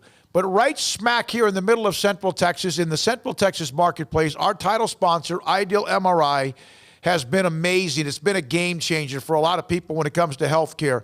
If you have something that's a ligament, a bone, or a muscle that's more than just sore, and you don't know why it's not getting better, and you need to find out it's more than just maybe a bumps and bruise or small ache. It hurts badly, and you need an MRI, ask your doctor about Ideal MRI, idealmri.com, online, idealmri.com, online, and also their facility and their state-of-the-art MRI machine and technology in the Central Texas marketplace. It is phenomenal. I've been through the process of getting the appointment set up. It was so easy.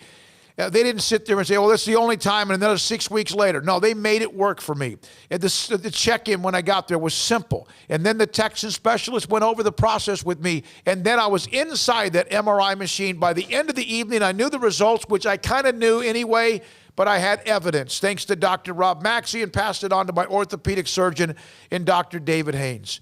Man, they're fantastic, and every time, $497 are left to save you. $497 or less to save you, in some cases, thousands of dollars that it costs for an MRI at idealmri.com. Now get employee pricing for all on new Jeeps from Allen Samuels. Just in time for the holidays, Grand Cherokee Limited has 0% for 84 months and no payments for 90 days. Or pick a cool Jeep Compass or the rugged Jeep Renegade Subcompact. Take your pick because both feature employee pricing for all. 0% for 72 and no payments for 90 days. It's the Black Friday sales event at Allen Samuels. Your friend in the car business. Stepping into a new pair of boots is great, but stepping into the boots of a U.S. Army officer can also add confidence and leadership skills to your son or daughter's career path. There are more than 150 occupational specialties to help them find the best fit for their future. See all the things your son or daughter can achieve in our boots at GoArmy.com. U.S. Army Waco Recruiting Company, 254-598-8131 or 254-776-1543. At Baylor University, students can shine in their own way. Or should we say their own ways? Because there's no limit to the ways Baylor students make the world a brighter place. Whether they're leading a student organization or following a higher calling, getting advice from faculty, or taking part in world-class research, pursuing their dreams, or working toward their dream job, students find their place to shine at Baylor, where lights shine bright. Bird Culture Ford has been in Waco since 1936.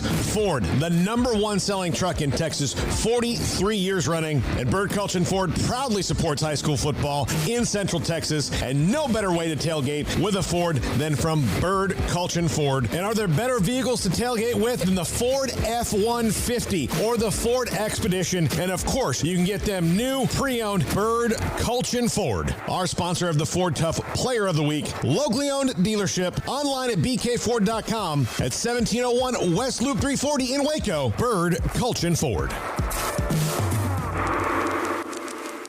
Did you know that 1 out of every 4 men have symptomatic low levels of testosterone and don't even know it? And if you think you're too young to worry about it, guess again. Low T levels can make you feel tired and grumpy, cause weight gain, and wreak havoc on your sexual desire and performance. Petty Clinic Low T can set up same-day blood screening and results, so if you're tired of being tired, I challenge you to man up and Google search Low T Waco or go online pettycliniclowt.com. It's a private clinic with an atmosphere catering to men.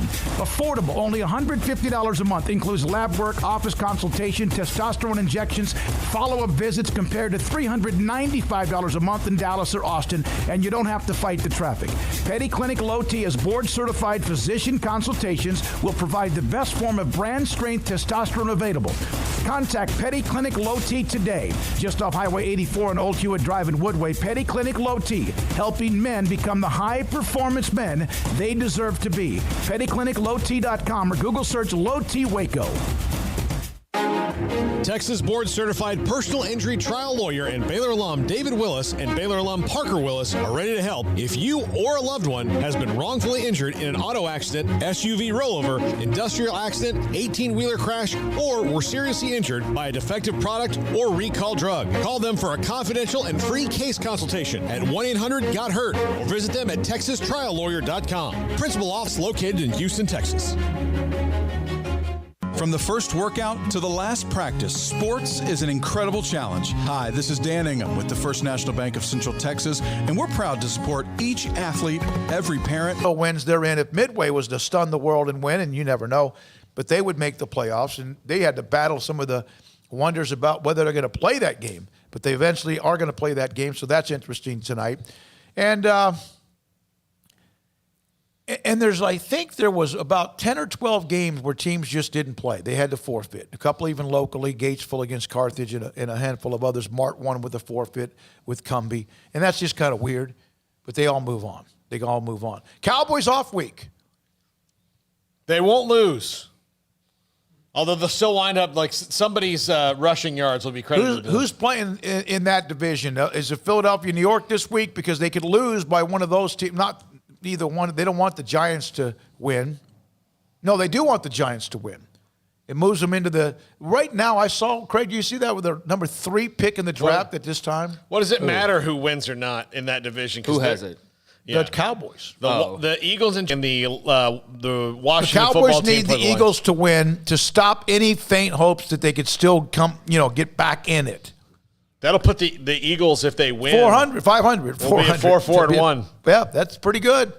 I wondered if any team would ever get to 500 in the NFC East. I really did. Man, there are some bad games this weekend in the NFL. Browns, Texans, Lions, Washington, Jags, Packers. Like, these are not great games. The Broncos, Raiders, probably, I don't know. Broncos are under 500, aren't they? Yeah, they're 3-5. They're starting to play better that Drew Lock is back, though. Golly, there's even Ravens, Patriots. That's Sunday Night Football, but, I mean, who cares with the Patriots playing the way that they are right now? I watched them the other day, and they are just, man. Bills, Cardinals, and Seahawks, Rams are your two best games. Those are the two best games, yeah. Bills, Cardinals. Mm-hmm. Seahawks and Rams. Yeah, those two should be pretty good. But yeah, there's a lot of in between kind of games. Like 49ers Saints before the season, you thought would probably be some great game, but not anymore. So last night, nice win for the Colts. Yeah, that was a good win. For them. Beat Tennessee. Did Jennifer have the Colts defense? She did.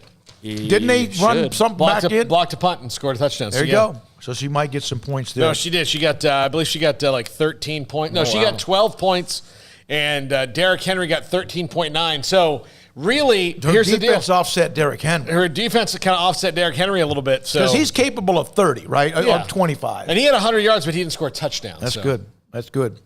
All right. In fact, last week when she was talking about her team, someone just stuck a 1-yard run there in – I don't know who it was. It was San Francisco, I think, on a Thursday night game a week ago. And that was also something that ended up giving her a loss as well. All right. Yeah, I mean, it's going to be a full weekend for the most part. I mean, obviously some games have been canceled across college football. I was looking to see, what all hasn't been canceled now at this point. But, I mean, between high school football tonight, college tomorrow, it'll be high school tomorrow as well, and then NFL, there's plenty going on, that's for sure. What's the best college game tomorrow?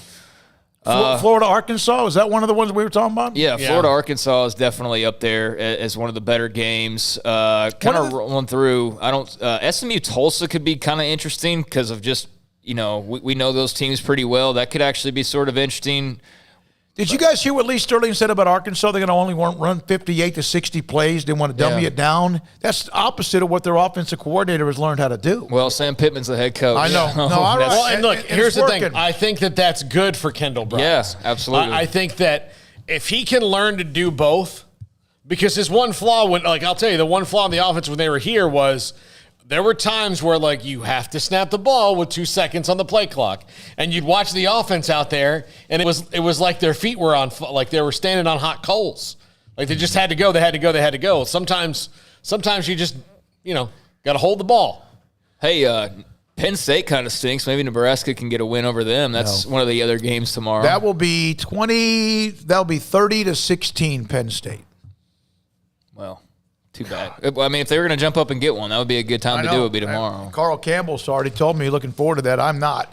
Mike Shields, Chris Lancaster, Jeb Dixon, Scott Stewart, and Tyler Holcomb, high school coaches here today on the show, and also Grayson Grunhafer, Don Williams, Lubbock Avalanche Journal, Dave Aranda, and Art Strickland from Augusta National. Armstrong Sims, see you tomorrow, along with the rest of everyone else with our pregame brought to you by Richard Carr Buick GMC Cadillac. For Paul Catalina and Craig Smoke, enjoy your Friday evening.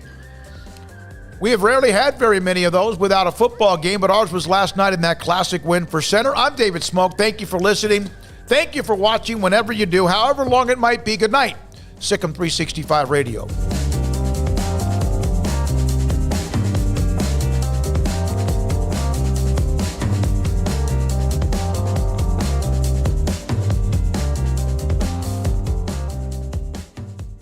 Are you a Sic'Em365 super fan? Then try out our premium subscriptions at Sic'Em365.com. Stepping into the boots of a U.S. Army officer can add confidence and leadership skills to your son or daughter's career path. See all the things they can achieve in our boots at GoArmy.com. U.S. Army Waco Recruiting Company, 254-598-8131 or 254-776-1543. Waco's newest gym, Halo Athletic Center, 5725 Bagby Avenue, right behind Region 12 and across the highway from the Central Texas Marketplace, where motivation, inspiration, and hard work are the driving force. State-of-the-art equipment, indoor and outdoor track, locker rooms, showers, yoga and bar classes by Duality Yoga, bod pod potty composition analysis, and registered dietitians, all under one roof, where we rise above. Come join the Halo Athletic Center and be a part of the change, your change. It takes time to reach goals. It's a truth that applies to more than sports. It goes for your financial goals as well. You work hard for your money, and you deserve an investment strategy that lines up with your game plan. And Tom Albers, your Edward Jones financial advisor, can help. If your financial investments aren't putting forth the effort you desire, stop by today for a financial review. Tom Albers, 4301 Lakeshore Drive, 254-776-7605. Edward Jones, member SIPC. Have you tried a do-it-yourself program to lose weight? You may not know that in a typical do-it-yourself program, a quarter of the weight you lose is due to muscle breakdown and loss. With COVID harming obese and overweight patients, being at ideal body weight is more important now than ever. Over 30 physicians in Central Texas, tired of seeing patients fail at losing weight themselves, opened Muscle-Wise Nutrition. This is a coach-managed weight loss program that targets fat and spares muscle. The 4 Muscle-Wise locations have taken off over 19,000 pounds from Texas dieters in the last few years. The combination of coaching and weekly body composition analysis to target the fat loss are the keys to success. The coaches teach you how to eat and live a healthy lifestyle. Email Sic'Em365 at musclewisenutrition.com today, and the coaches will contact you about their free educational seminars. Do not wait. Email today and start MuscleWise at Sic'Em365 at musclewisenutrition.com. Parenting is full of surprises. You never know what to expect. So after our son was born, I called my Texas Farm Bureau insurance agent to set up a life insurance policy in case something happened to me. Sawyer is now 2. And we'll soon have a sister. There's no one else I would trust with protecting my family. Stop by and see our agents at one of our 3 McLennan County locations. Coverage and discounts are subject to qualifications and policy terms and may vary by situation. Do you or your kids get nervous about going to the dentist? Stonewood Dental, Dr. Steve Childress, he can help. I've spent a career taking care of patients who as children had bad experiences, and now they're adults that hate going to the dentist. If I get a kid at 3 years old and they come every 6 months and it's a happy experience, it's normal for them. Now they have an accident at 6 or 7 or 8 at school. Now they have a broken tooth or a trauma, and they have to come here. They're used to lights, they're used to water in their mouth, they're used to experience, they already trust us. It's amazing what we can do with that kid without it being a negative thing. But if I see a 6 or 7 or 8 year old that's never been to the dentist, and now they have a trauma or an unfortunate unexpected toothache, it's harder to do that for that kid and it not be somewhat of a negative experience. So bottom line is I try to teach kids and adults and teenagers and everybody the way I'd want my family treated, which is where it's a necessary part of life. You just take care of it. It doesn't have to be that big a deal. Learn more, stonewood-dental.com. Southwest Sports Medicine and Orthopedics, the team physicians for Baylor Athletics, specializing in diagnosis and treatment of any and all sport-related injuries, celebrating over a decade of service to Central Texas. They tackle all surgical and non-surgical problems that arise from an active lifestyle. Trust the doctors that Baylor trust, and when injuries sideline you, don't wait for Monday. Join us at 8:30 on Saturday mornings for a post-game injury evaluation clinic. Southwest Sports Medicine and Orthopedics. We get you back in the game.